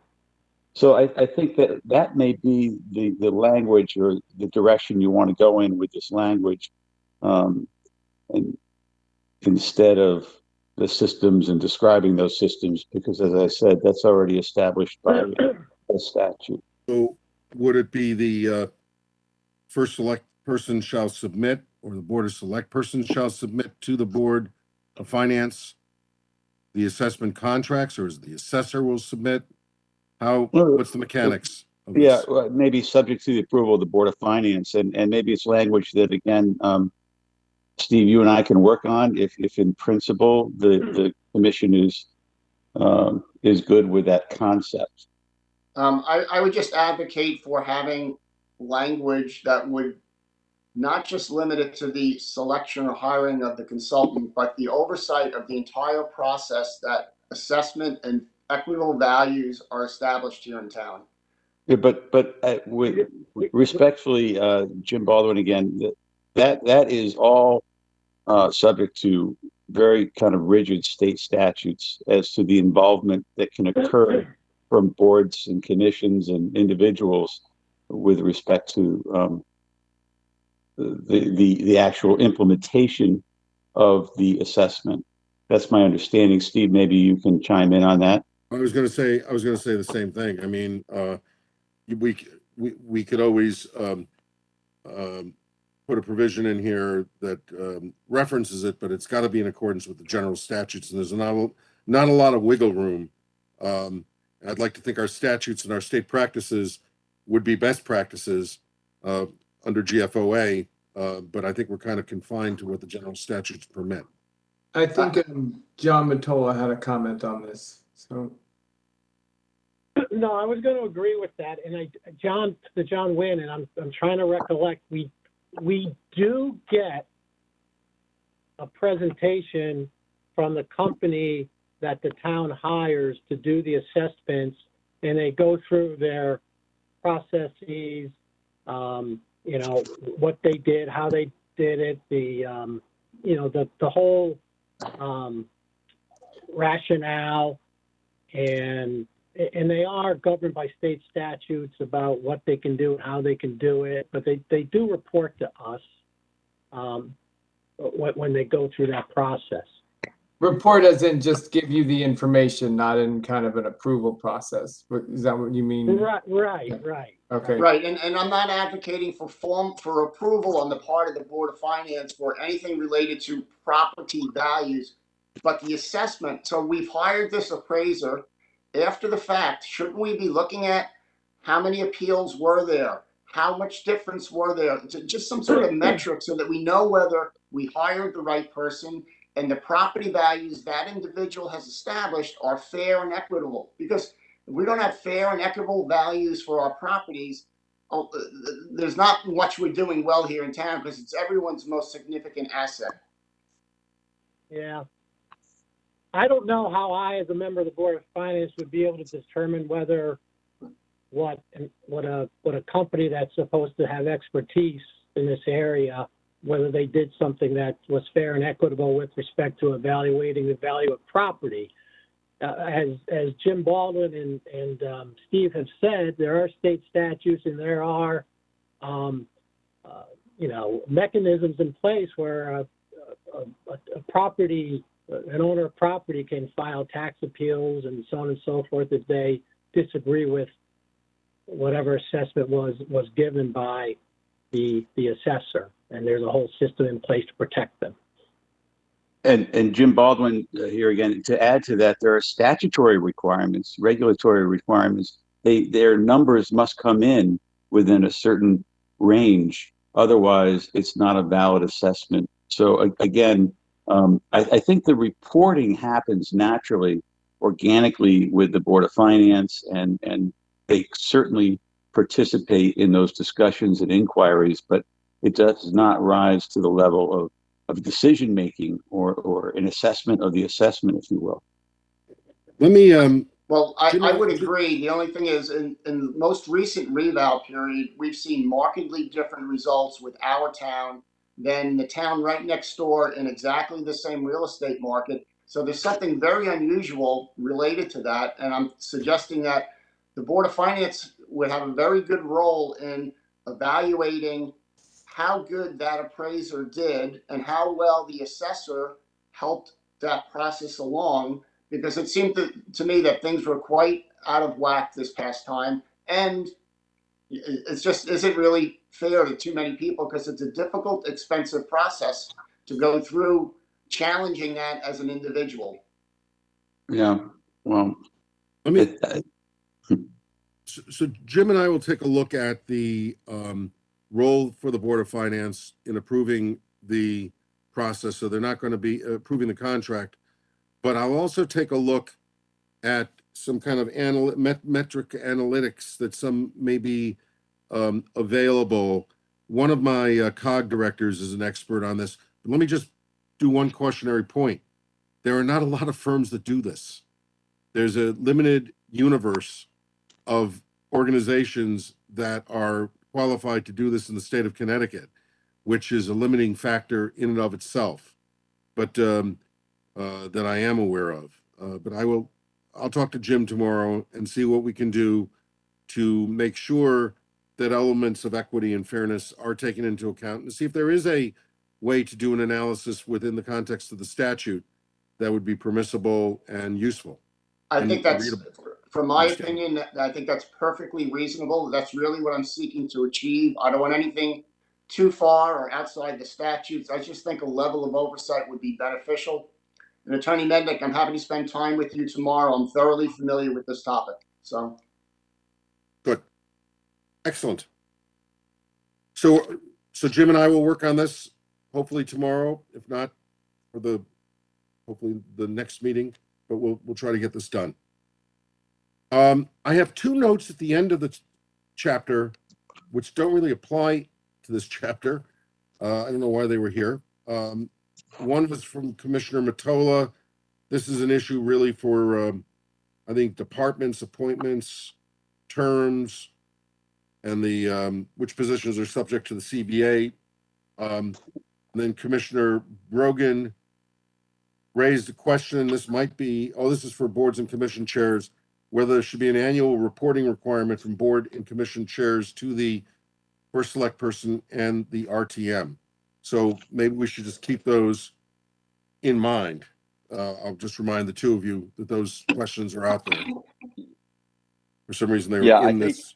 my comment, as I recall, to the extent I recall, was in the context of the much smaller RTM and no board of selectmen, That's right. I think. And so I don't think it applies anymore.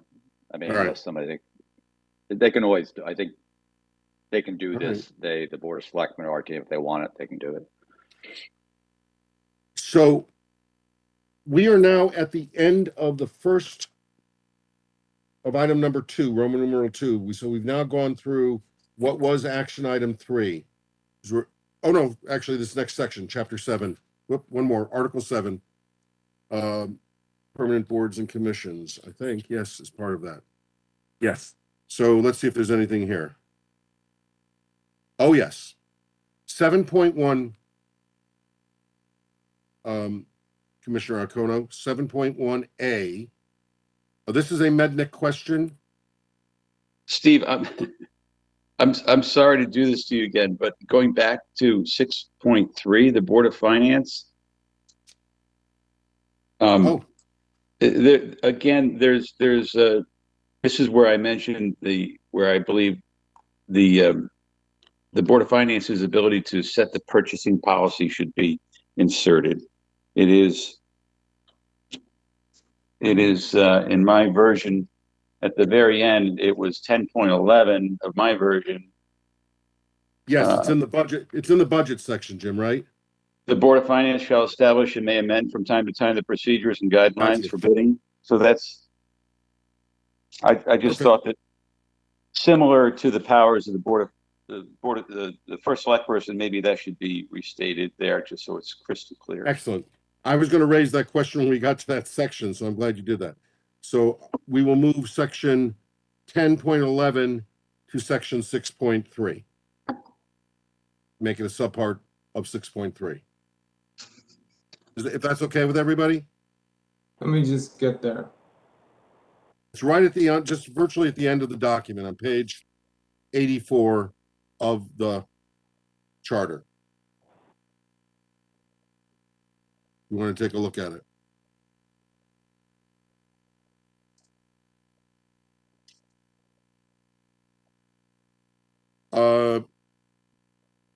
Attorney Baldwin, I actually moved standards of conduct back to Article 11. I saw that. Thank you. Yep.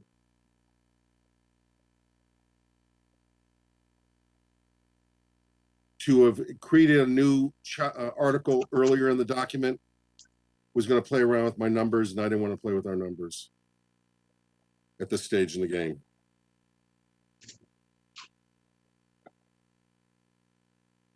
Section numbers I'm talking about. Is everybody okay? Has everybody seen what we're doing?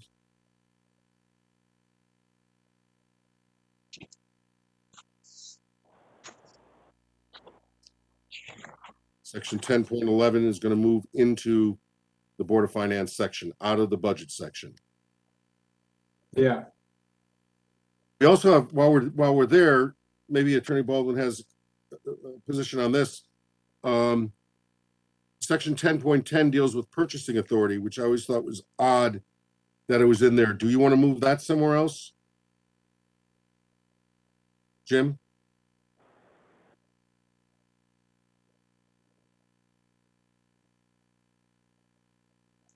Or we can do it when we get to the section. If he's... Attorney Baldwin is on mute if he's speaking. Sorry, I was speaking while on mute. Jim Baldwin. It may belong under the first select person's. Yeah, that's what I'm thinking too. Because the first select person is the purchasing agent together with, I believe that's the language. So. All right. Good, because I had those still in dark green. I was trying to figure out that, so we'll do that as well. All right, that's excellent. So that solves. So are we discussing 11 or we're done with that? Oh, Pam? 1 second. Oh. No, we're going back. We're going back to where we were, which was at the end of. We were just finishing chapter 6, article 6. Moving into Hand article up, 7. but I felt like we were at page 84. Well, we jumped. Let me just say, the next item on the agenda, once we get through article 7, is chapter 10. So we can move back to the budget, or we could stay in the body of the document and go sequentially through the charter. Head where you were going, but let's hear from Pam first. Sorry, I caught an item on item 6.3, and maybe Mr. Mottola wants to weigh in here. And that's 6.3C, Clerk of the Board of Finance. That position's actually sort of been split out now so that they have an assistant clerk, and that person is really the person that keeps the minutes. So I don't know if we want to clean that section up, or John, you know what I'm talking about? Where are you again? I'm sorry, 6.3C? It's Yeah, page Clerk of the Board of Finance. Yeah. Page 38, John. Yeah.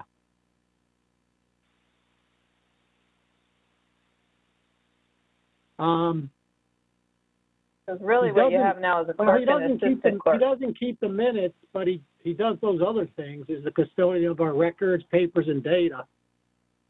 So, I mean, So maybe just get rid of that one line that says keeps the minutes of the Board of. yeah, if you want to, I don't have a strong feeling either way. Just because they've changed it for the time being doesn't mean they want to change it permanently. If we get rid of it, Well, it's been this way for a long time now. Did we I follow won't up with stand in the Jared way on of that one? progress, whatever you guys want to do. Let me reach out to the CFO and see if he wants anything changed there. Because really what they have now is a clerk and an assistant clerk.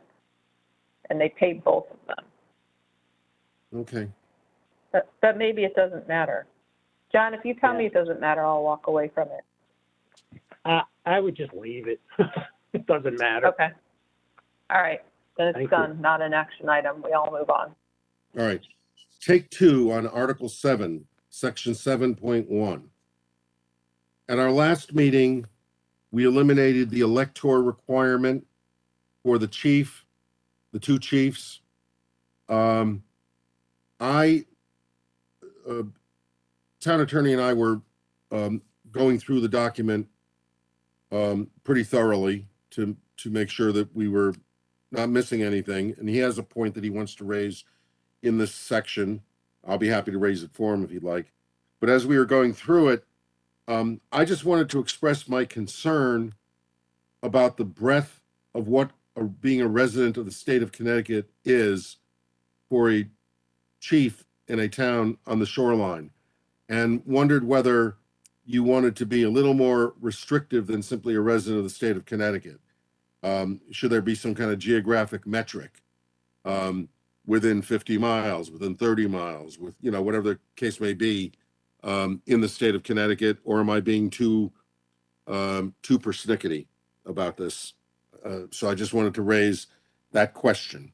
It's a resolved issue, but I wanted to raise it to see if you're comfortable the way it is, or whether you would like to have a geographic metric of some sort.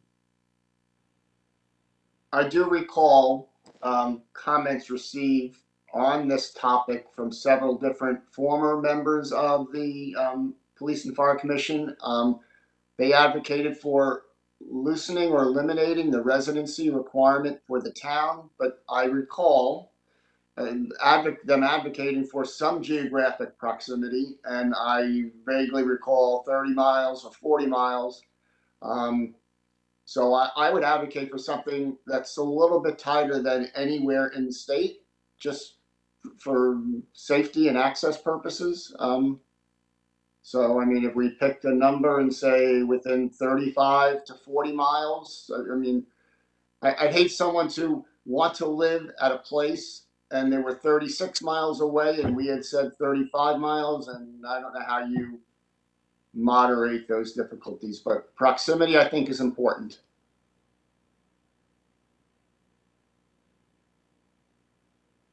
Yeah, I agree.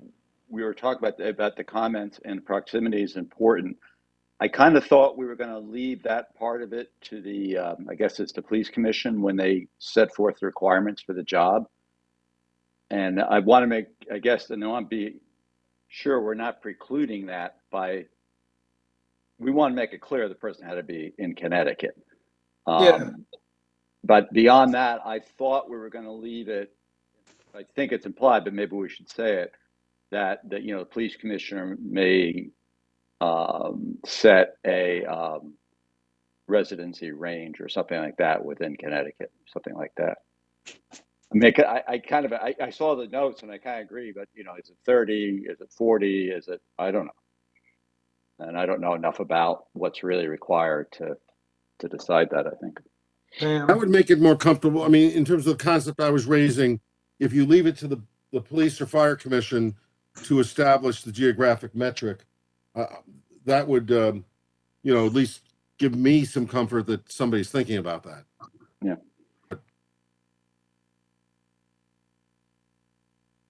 I think Pam has her hand raised. Pam Microphone has her hand up. Can I just throw this out there? Why can't we just leave it as person serving as the chief of police or the fire chief must meet the residency requirements as established by the police and fire commissions? Would that make everybody happy? For example, what if you find somebody who lives in Port Chester? I mean, that's not that, it's just over the border, but they'd be disqualified because they live in New York.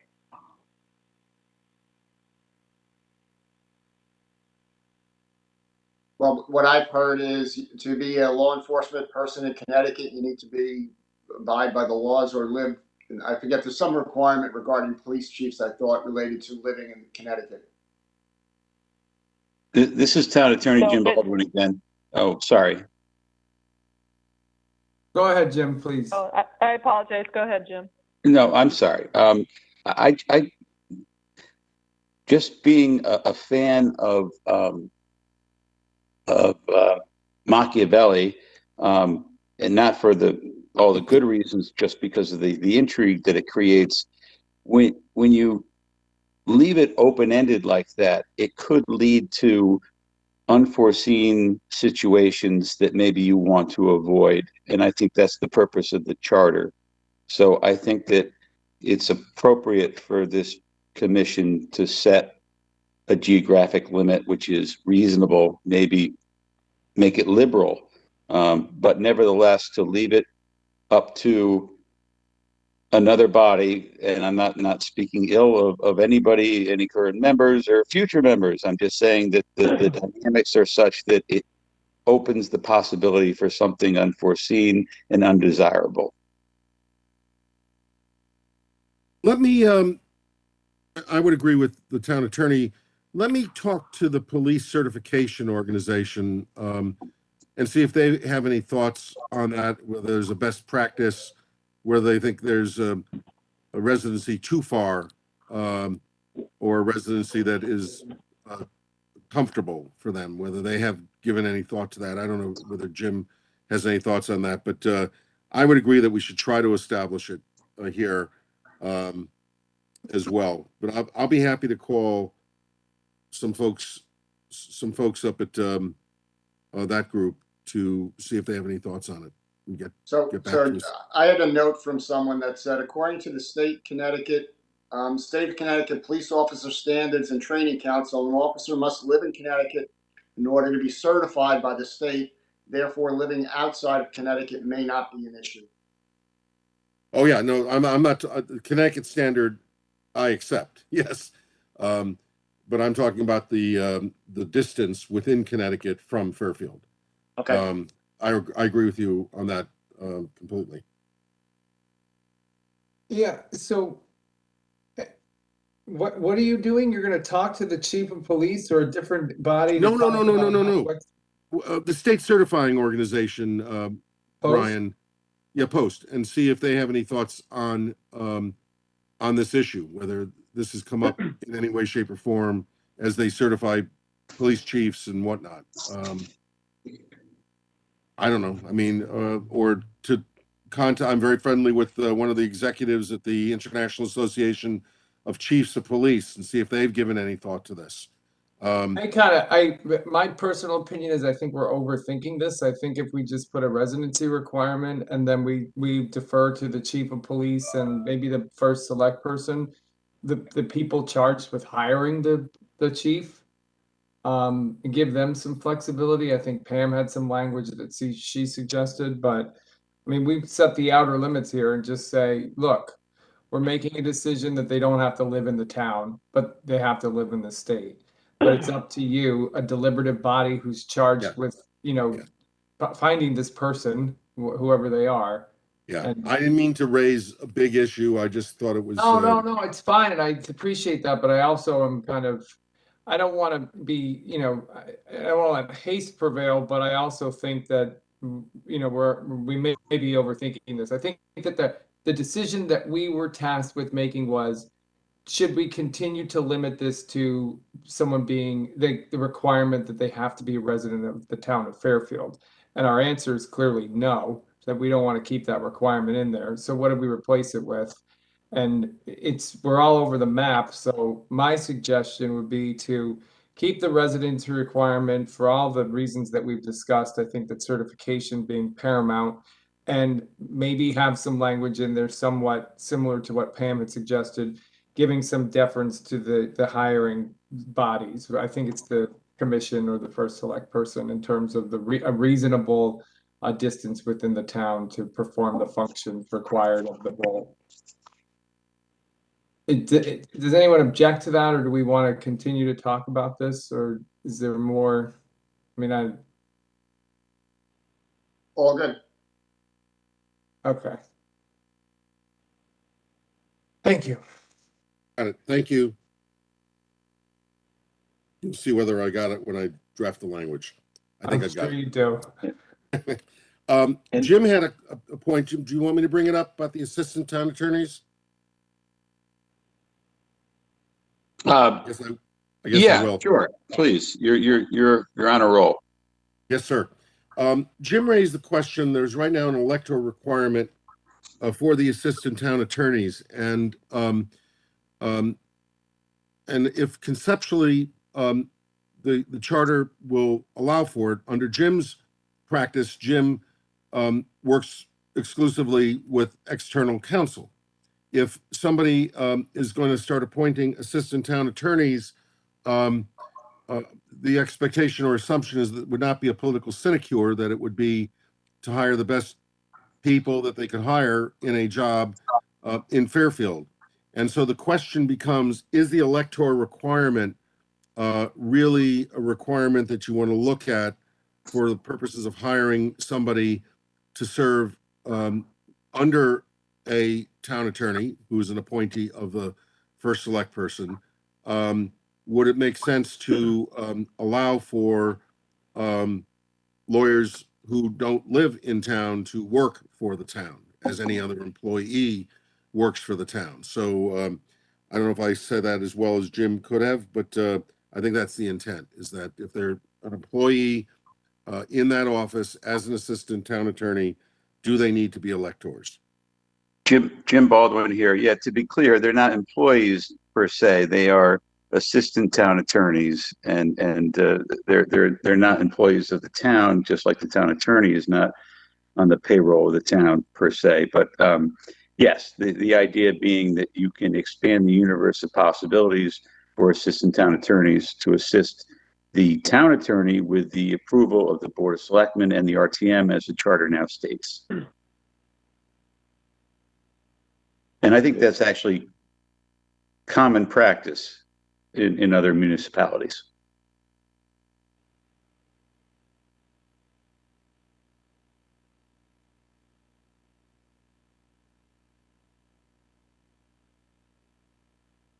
John has his hand raised. Yeah. Oh, sorry, John. Yeah, I agree with that. I think you limit yourself by requiring a residency requirement for an assistant town attorney. So I have no issue with that. I The agree. only thing I would say is that if they're not electors, it may not be appropriate that they continue as ex officio non-voting members of the RTM. That's the only That's right. elector requirement that I would see. So if they're not electors, they can't serve.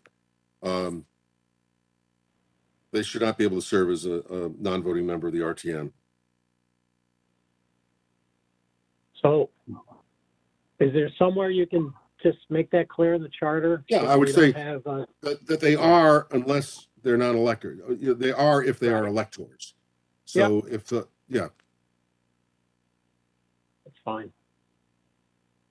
So is there consensus to take it out, the electoral requirement? I think that's a yes from everyone. Pam, All right, great. I don't know where she was. Let's see what else is in here.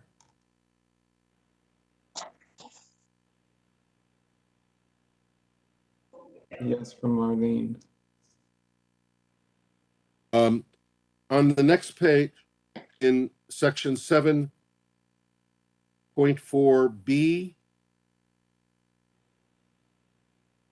as we were going through this, the town attorney and I had a discussion about the term for the Ethics Commission. I believe the Ethics Commission is currently appointed in July.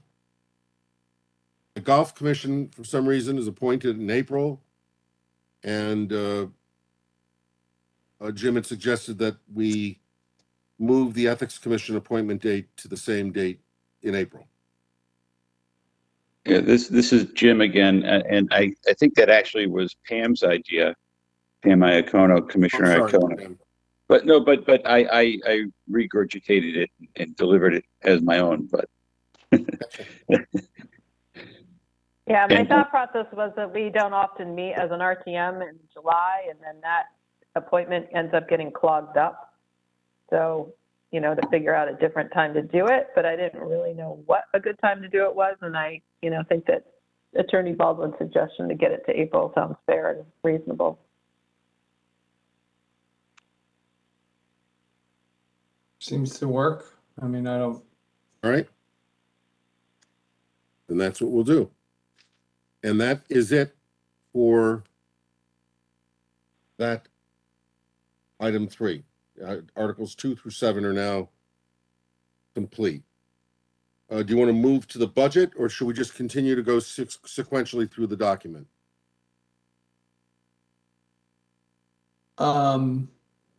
But what is easier for your kind of process there? It looks like you're laid out. I can go either way. I've set it up either way.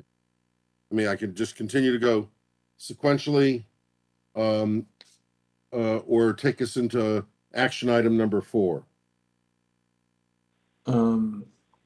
Which do you think is going to take like a smaller I'm trying to chunk think, of the time? budget, I don't think there's much in the budget if you want to just jump back to the budget and then come back. Okay. I could be wrong, but I don't think there's much. Okay, so that's 10. Yeah, that's 10. Yeah, again, the town attorney and I went through this pretty thoroughly. This is a section that I think the commission has vetted pretty well. This Yeah. is page 79 of the document. And the first change is a minor change, but I thought I'd report it to you anyhow. Section 10.1A, the very last word was city, and it should be town. So I fixed that. That's taken care of. Okay. The next change is just below in 10.1C. I think there was reference to the general and operating fund budget. I was using terms that I use in another town, and I simply made it the general fund budget, which is the operating budget, but it's not a term we're using in the charter, and the town attorney correctly said, why confuse something if it's a term we're not using, especially to Mednick, who wants to have definitions, define terms for this charter. So let's, so we clean that one up. Again, easy. On the next page, item 10.1 E. Well, you won't see it in your document, but it was E6. In the calendar, we had a provision for a date of the Board of Finance meeting with the RTM as set forth in section 10.5D. It was confusing. It's something that occurs, but it's already dealt with elsewhere in the document, so we took it out of that section. It still exists, but it's not in that section for the calendar. The next change is a change of a date in 10.4A, page 81. The proposed executive budget submission date to the Board of Finance will now be not later than the 4th Monday of March, as opposed to the 3rd Monday of March.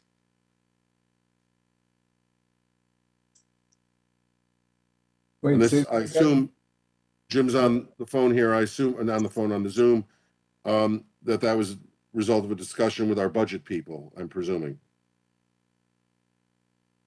Jim Baldwin here. That is correct. And I checked with the finance office, the tax collector, and the tax assessor. Most importantly, the tax. Well, anyway, everybody about this, and they agreed that pushing it out one more week, which really has sequential consequences here, as Steve will explain. Everything I think is pushed out one more week, including the annual budget meeting of the RTM, is perfectly fine with those offices and their ability to get the tax bills out, and for the Board of Finance to set the mill rate, and for the time required to hold a referendum, should there be one, etc. And the next change actually is the reason we took this out of the calendar, is in section 10.5D, which is on page 82 of the budget section. It currently reads Board of Finance recommendation of the proposed town budget. It's now Board of Finance presentation. Apparently there is a presentation given at the time of the annual budget meeting, which is at the end of the process. They present much, they recommend much earlier. And so we changed the term recommendation to presentation, took it out of the budget calendar because it takes place at the proposed town, at the annual meeting. So that is that change of changing the word recommendation to presentation. And then just to complete the circle to the end of the sections, 10.10 and 10.11, these are the sections we dealt with a few moments ago, that we were moving 10.10 to the first select persons section, and 10.11 to the Board of Finance. That's it on the budget, unless anybody has any other questions. Yeah.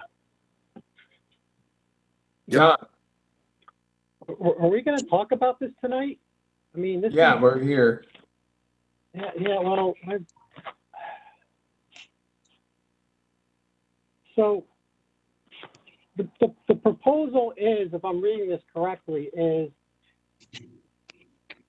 the presentation of this budget to these joint meetings of the Board of Select Persons, Board of Finance, and the RTM. When are those joint meetings supposed to start? Is there, and I know it says something to the effect that it's up to, I guess, the Board of Selectmen to set the budget calendar. And I read it to be the CFO that sets the calendar, right? is it the CFO or the Board of Selectmen? That's the first question. And wouldn't those meetings have to happen like in February if we're going to do that, if we're going to go in that direction? This is Jim Baldwin again. I think the concept is to start them in March and When? have roughly 3 or 4 weeks to have those joint meetings, and then by the what does the language say, Steve? The fourth Monday in March, the Board of Selectmen, after the conclusion of those joint meetings, shall submit or vote on its proposal to the Board of Finance, who in turn has 3 weeks, and then they in turn submit to the RTM, who has another 3 weeks. So just, I got to tell you, this is not, and I'd say with all due respect to everyone, this is going to make the budget process longer and harder.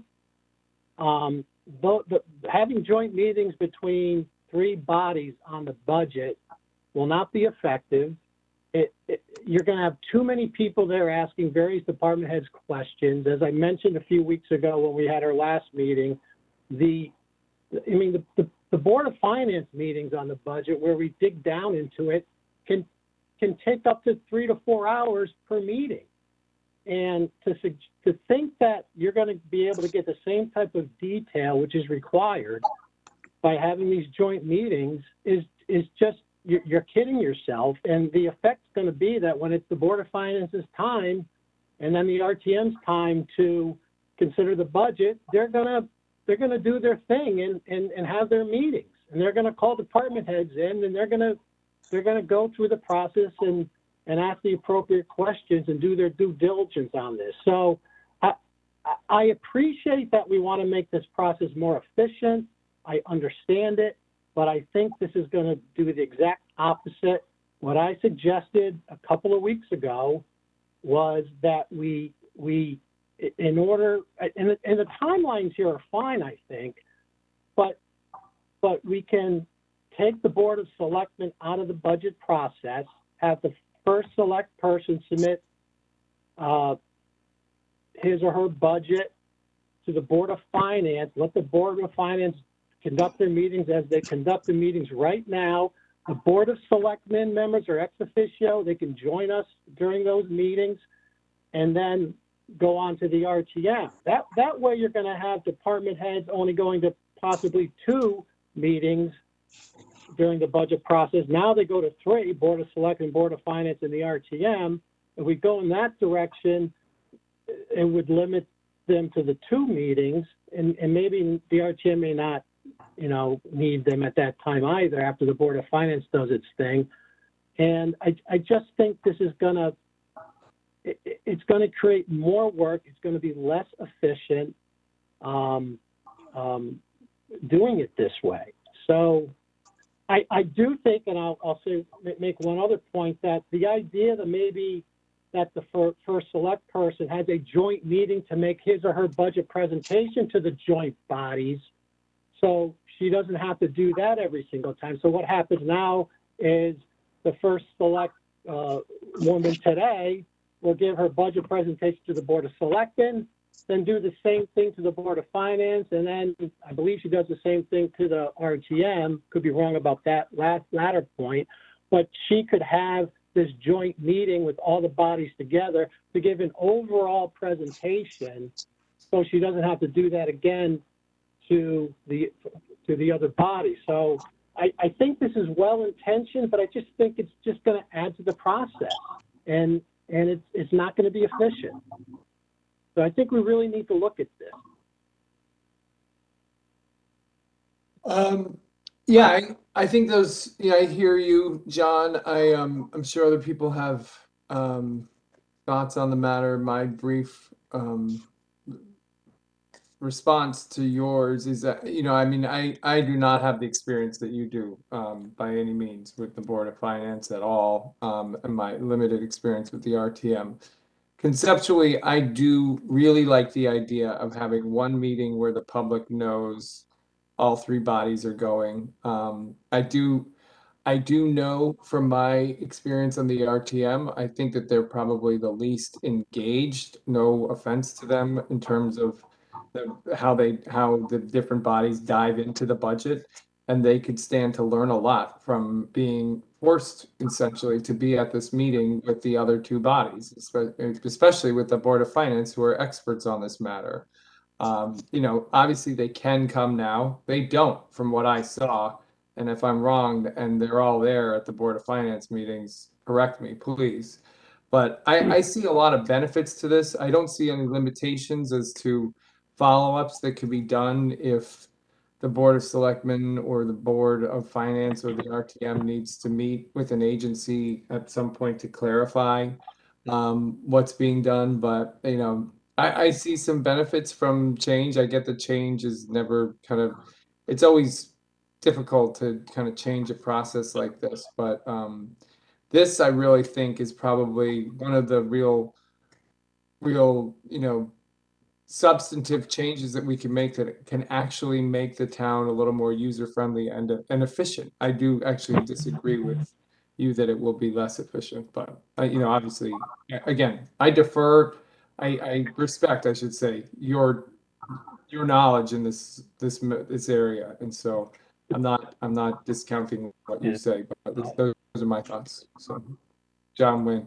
One other point on that, and since the process would be starting a little bit later, one of the confusing things that frequently happens is changing of information and estimates and results on a number of big ticket items, and they change midstream, and I believe many people get confused when those changes happen.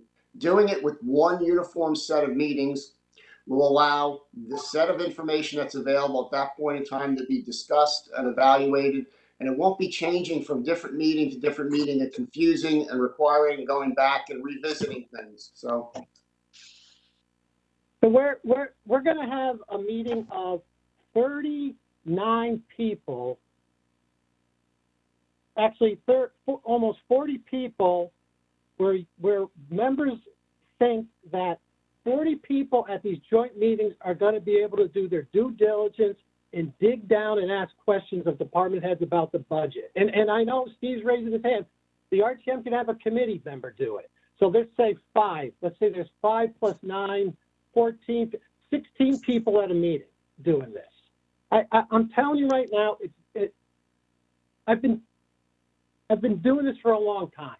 It's not going to work.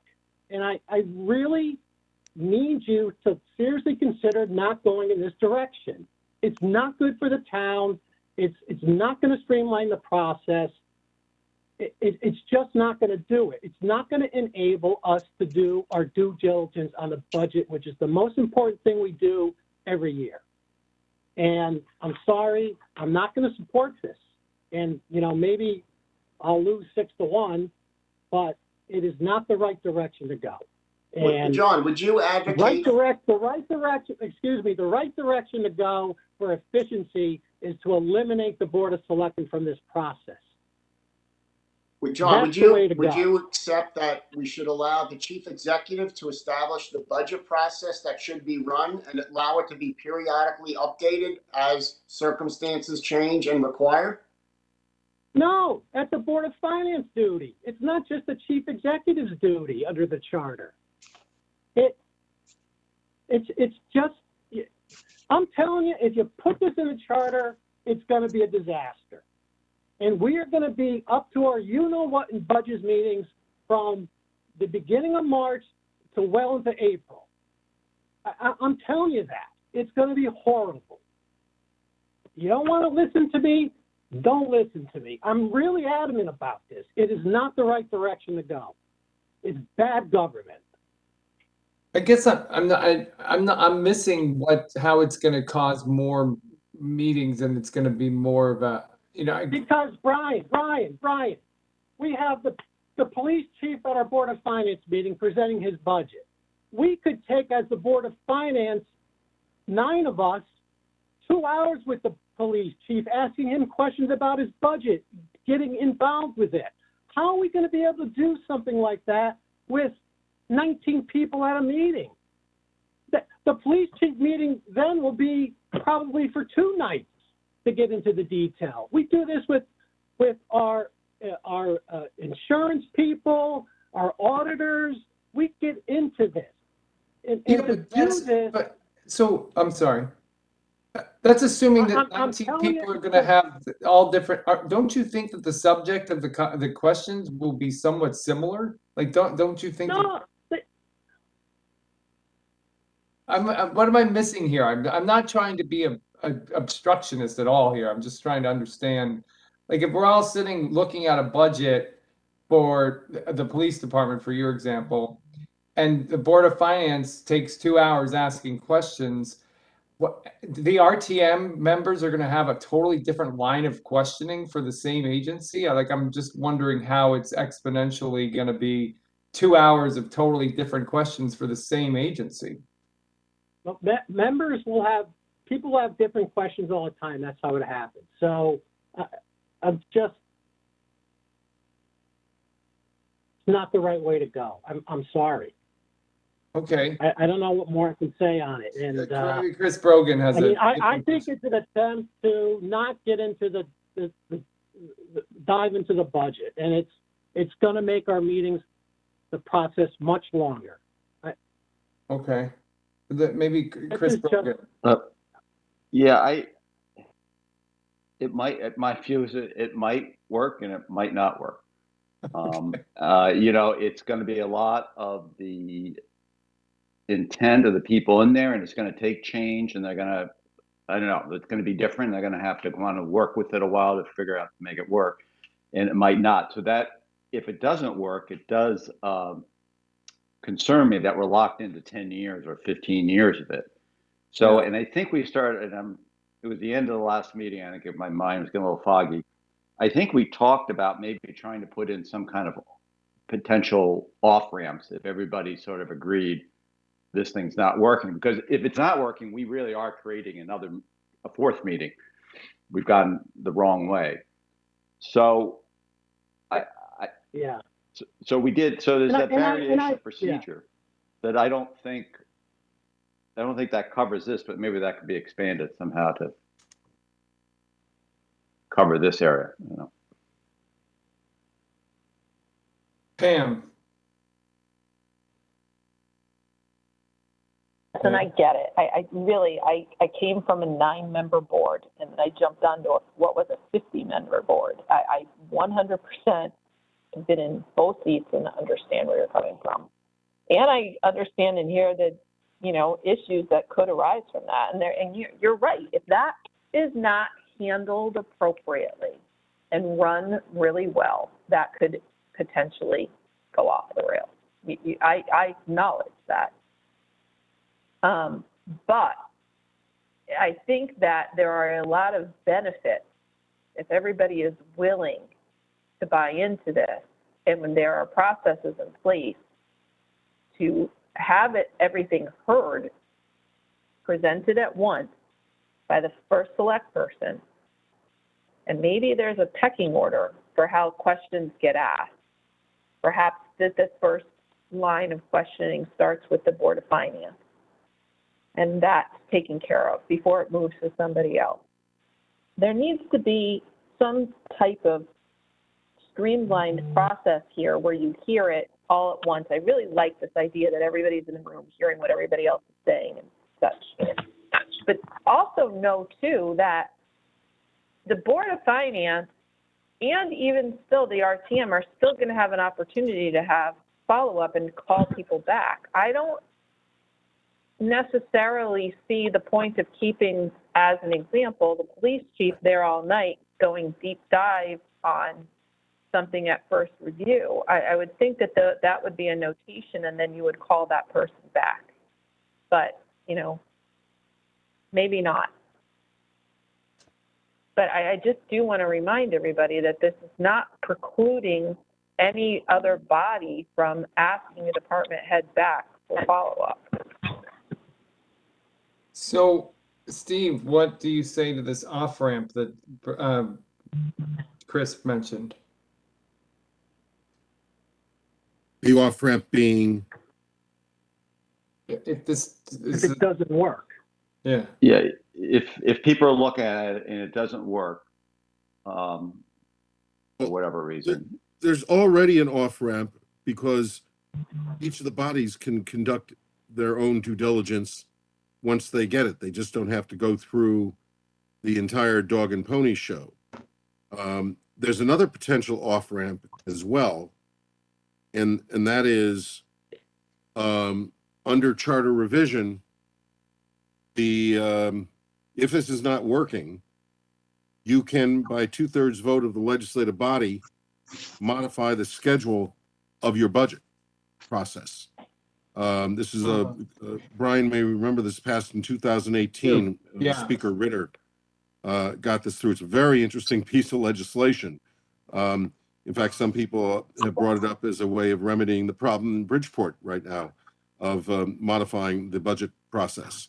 And although they may be late on that, but the fact of the matter is, you do have that off ramp where you could amend your charter and amend the scheduling of the charter. And I do believe that the language in front of me, that the language doesn't just addresses the meetings and types of meetings, et cetera.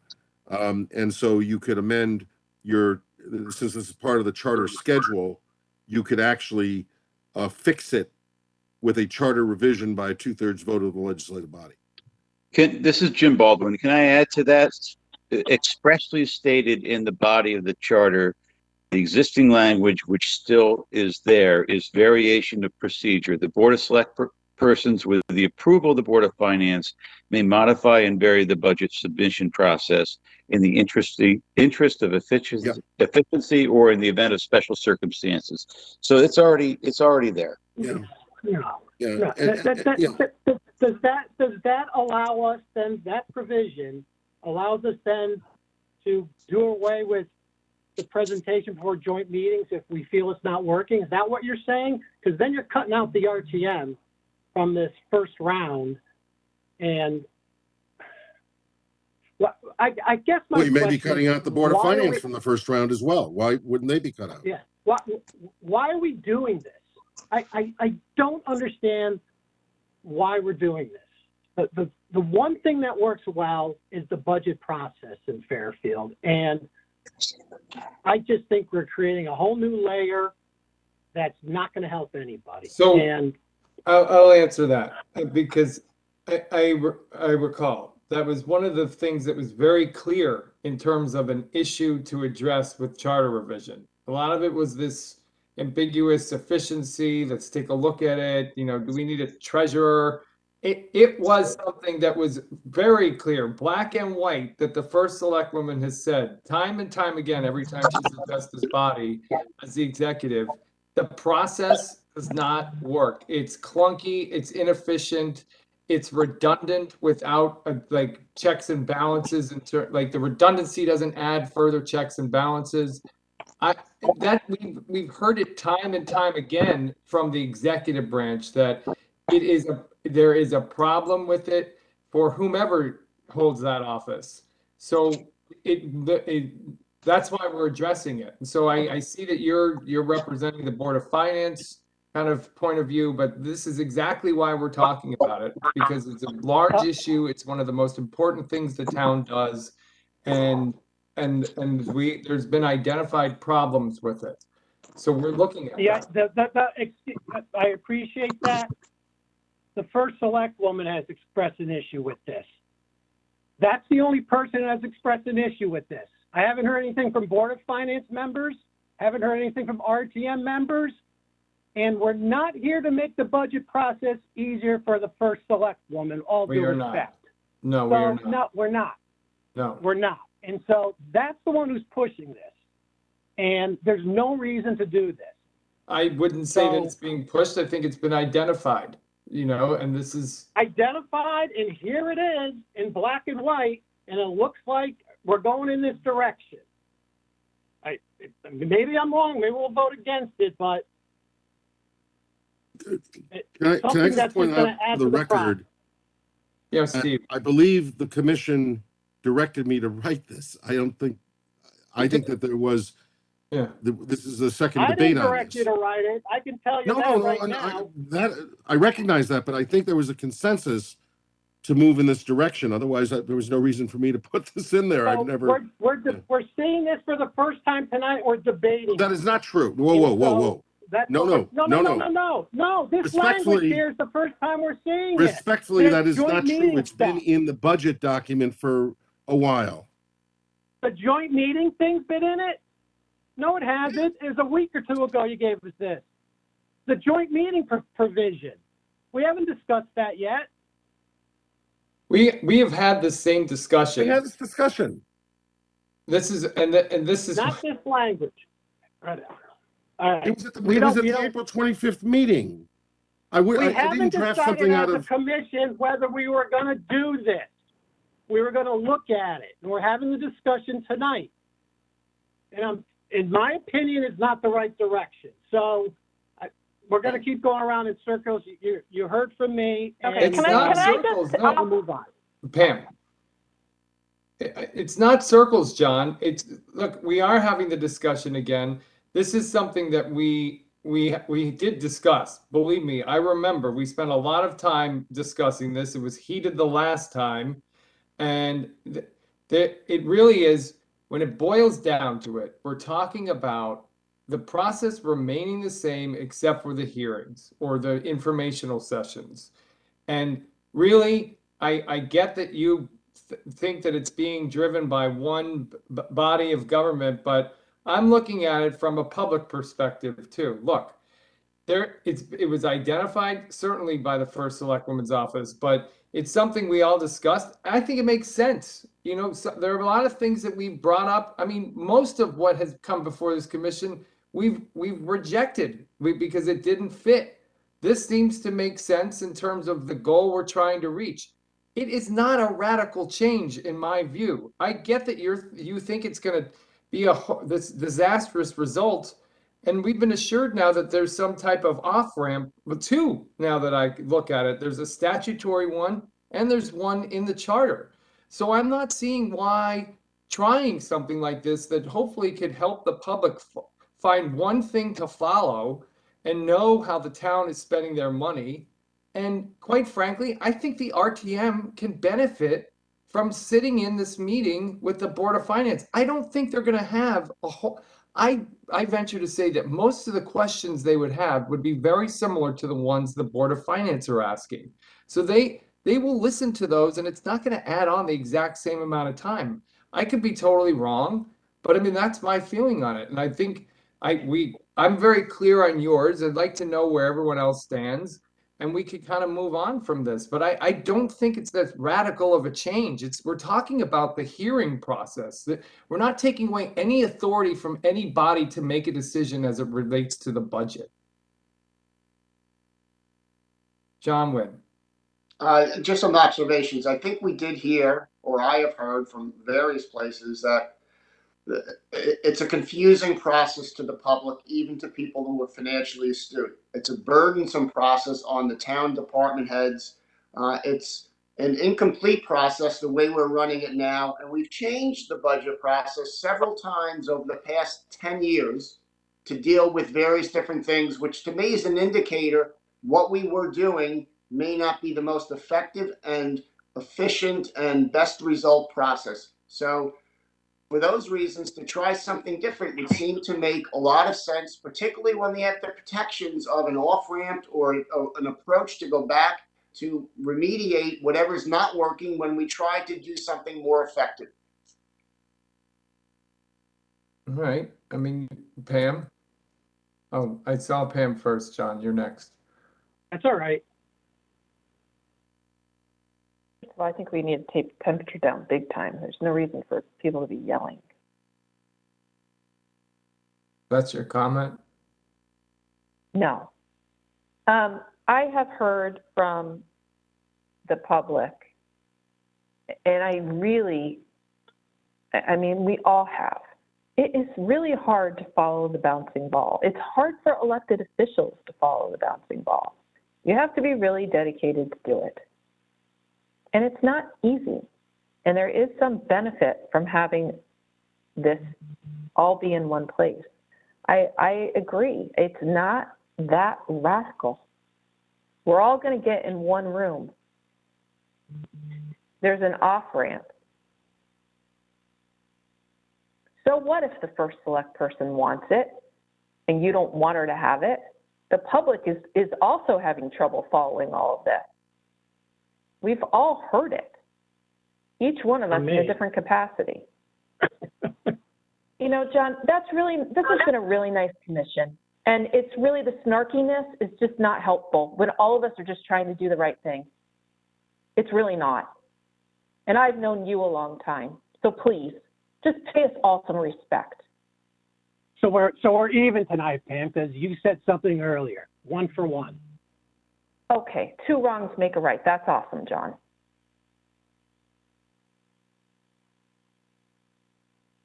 Steve? If I may, I know you attributed this to the first select person, Mr. Chairman, and she did. And I'll direct everybody's attention to the issues tracking chart that we did. There was a reason I do these issues tracking charts, because these do, in fact, cover the provisions that are brought up by people. This issue was raised by the first select person, as the chair indicated. I believe it was also raised by another member of the Board of Selectmen, Mr. Flynn, and the same issue, there was a comment in response to this, is that the process is much too cumbersome, drawn out, and labor intensive for the public to follow closely.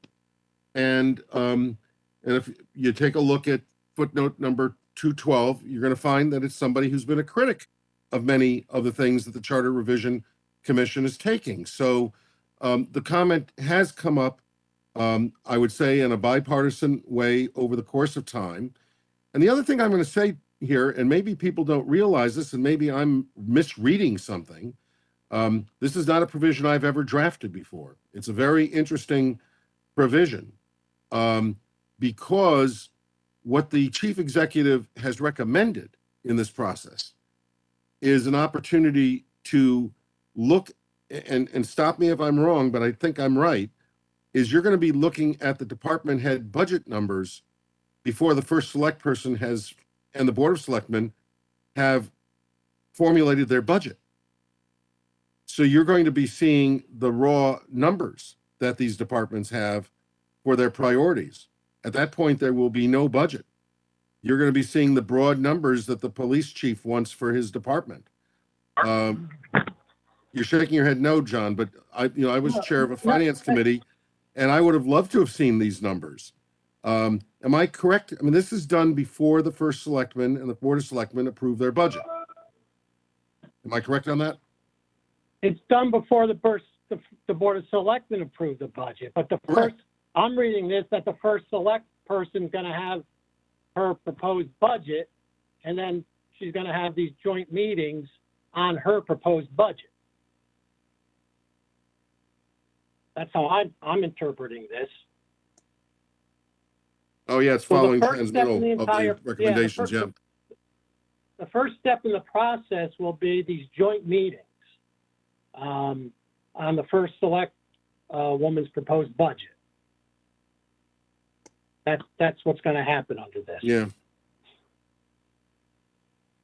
Still an early process. I don't, I do see the, one of the issues I recommended with regard to the RTM was the notion of having a finance committee of the RTM as a designated participant in this process, as opposed to having 30 or 40 members of an RTM participating in the process.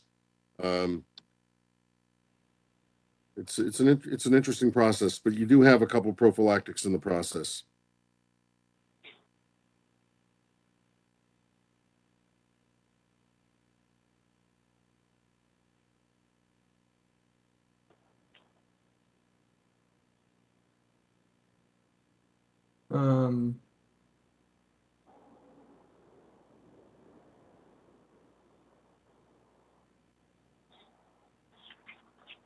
Yep. Just give me a second here.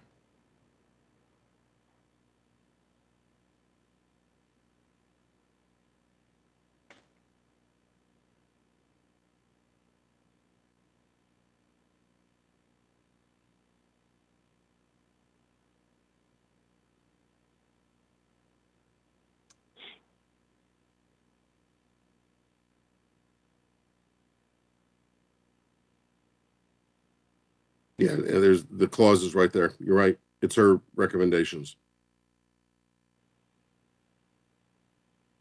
The major point I was making is that it wasn't simply the first select person who was making the proposal. It is in our grid. So my Okay. point, yeah, Bill, go ahead. I don't see anything more. Oh, no. You can make the point. I just found in the So minutes where my point is, then you're gonna have these joint meetings, then to the Board of Selectmen, then to the Board of Finance, then to the RTM. It's like we're adding a step in the process. That's my concern, which will make it less efficient.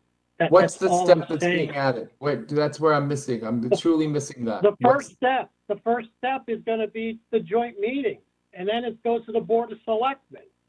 The next step, the Board of Finance, and then to the RTM. Yeah, but And I just know for the intent deliberation, is- there's no more hearing to them. Like so you cut out the hearing on each of those 3 steps. So it's one hearing and then they deliberate. No, the Board of Finance can still hold its meetings under this provision, and they're going to. But they may not. They may be satisfied with 90% of the presentation and only call back 2 or 3 agencies. I don't know. You don't know that. And by the way, just to set the record straight for you and these people on the chat, the minutes here that are proposed that can't be adopted till tomorrow, it clearly say the first selectman came, presented this, then it went to the commission. After a lengthy discussion, the commission agreed to a tripartite budget presentation. It's right here in black and white. And by the way, if anybody's been watching this, if anybody's been reading our documents, and I really take issue with the fact that we're being told that we wouldn't consider making the change without actively seeking additional input. The first hour of this meeting was set aside for public input, and we heard from 2 people. Nobody brought this up. So, I get it, but again, we've tried so hard to get the public to be engaged in this process. And we have had lengthy discussions about this very subject, which we are again having. But to insinuate that you're being blindsided by this, I take real issue with. It's that to me is just not true. But we can have a discussion, a debate about this. Brian, I don't think I'm being blindsided by it. I'm not saying that at all.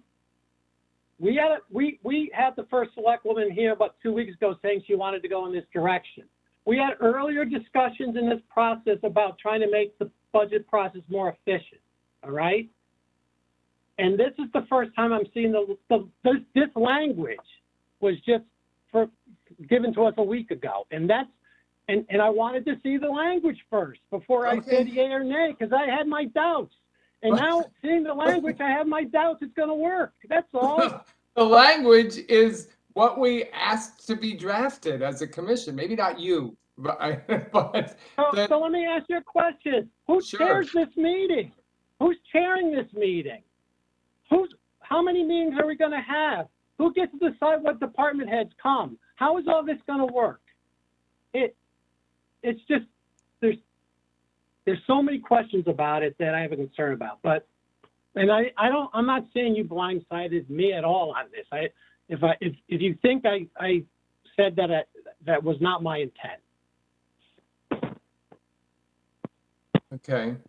It's just Those when you see the language for the first time, we can discuss that. there's a lot of issues we have to figure out with respect to this.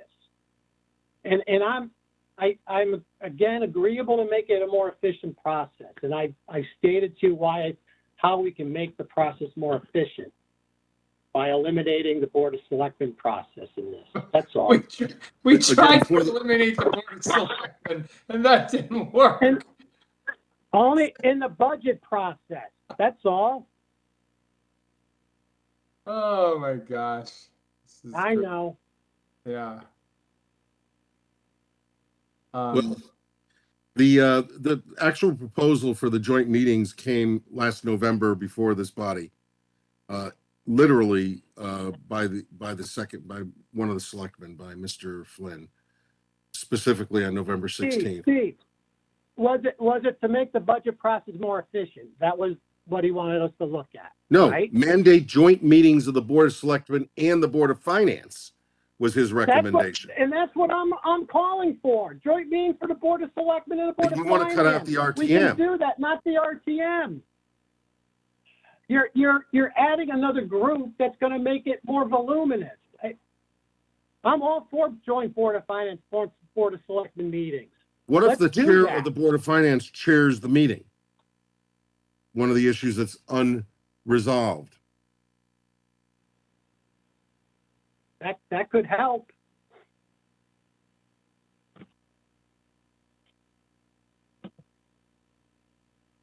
And I had recommended during our discussions, and we have discussed this quite a bit for the record, that we look at trying to streamline the participation of the RTM to either a budget committee of the RTM or a number of people probably selected on a bipartisan basis to participate in this process. But we are missing a presiding officer for this process. Somebody should be, the first select person can't do it because it's her budget. Yeah. So it might be logical to get a more robust, more of an investment from the Board of Finance to have the finance chair. And now we're getting, do not limit the participation of the RTM. Okay, but we're just trying to have a discussion. I'm sorry, I was responding to a chat, yeah. and that's a violation of FOI. I apologize for that. Yeah. But we might be able to discuss some of that. But it's but this is an idea that's been suggested for some period of time. Yeah, so I mean, I don't see a problem with that.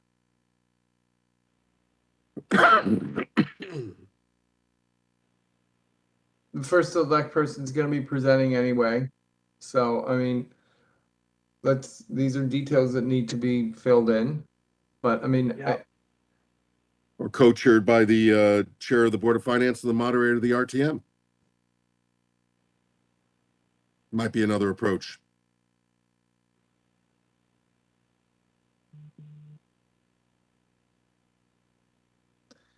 So say that again. You might have since you have two bodies in this town, the Board of Finance and the RTM, maybe you have the chair of the Board of Finance and the moderator of the RTM as co-chairs of the hearing, since they are the Board of Selectmen members are going to be there, but this will be they will have their opportunity for their discussion with the first select person. Perhaps they co-chair it, set rules of engagement, and then proceed. And the charter was set up, John, Commissioner Mottola, based on the concerns you raised, to make sure that both bodies will continue to have their ability to do whatever due diligence they need to conduct. And if they, God forbid, want to go through the whole process again, there's nothing in the charter that prevents them from doing that. The idea was to try to give a place where the public can see this up front, and hopefully it would streamline the process. And so maybe there's a way to do that to make sure that it's clear that that the role of those two bodies is significant. If you're objecting to the concept of the RTM involvement, that's a different issue. But there could be ways to make this work. Just my 2 cents. Why do we, at this stage, why do we need the RTM to be involved? Why? I think they should go after the Board of Selectmen and Board of Finance do their due diligence on this. My recommendation would be to combine the Board of Finance and Board of Selectmen meetings, if that's where we want to go. And then you'd only have 2 steps in the process.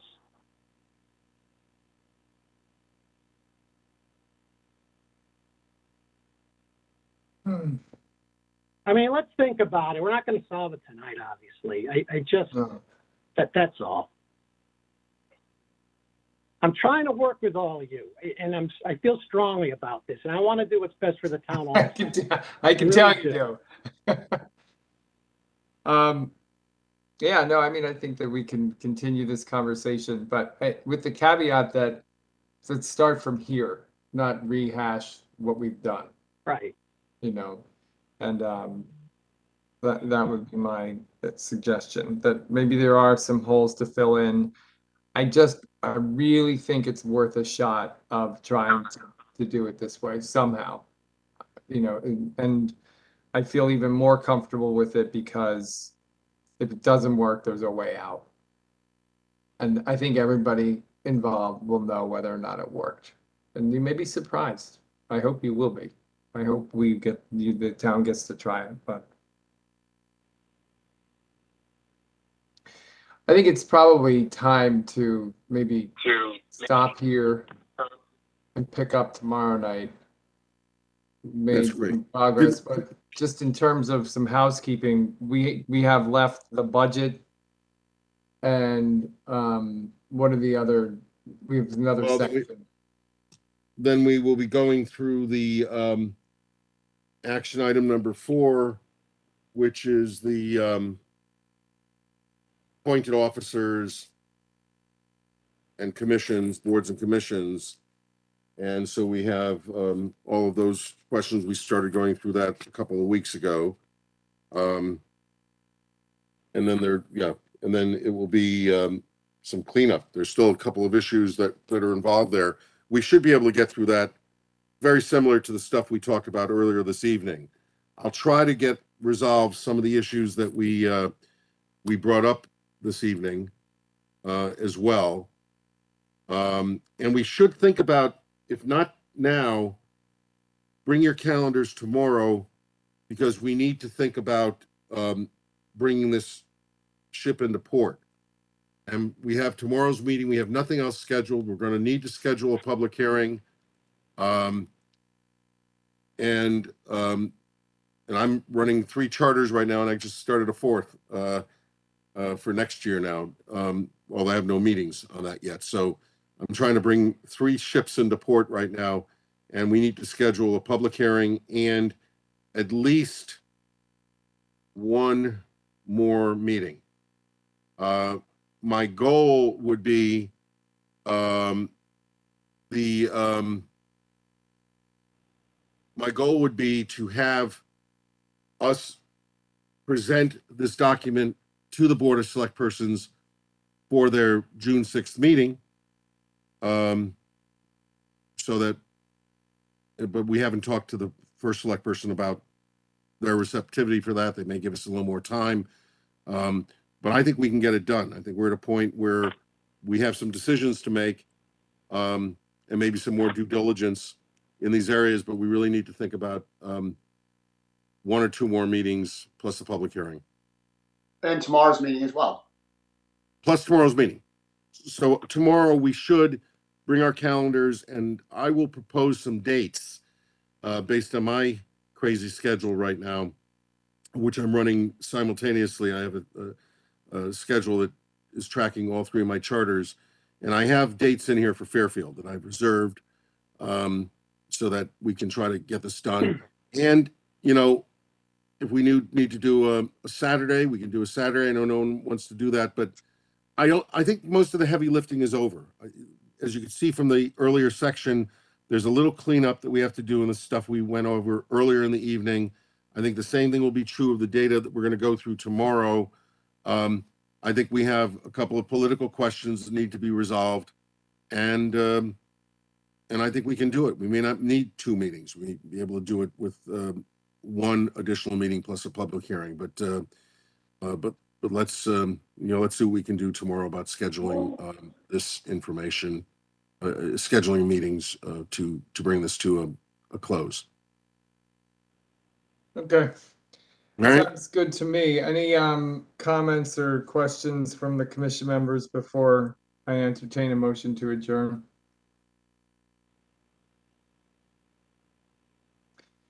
So does someone want to move to adjourn? Chris Brogan, seconded by John Wynn. All those in favor? Oh, aye. Aye. Tomorrow night. Thank you, everyone. Good night, everybody.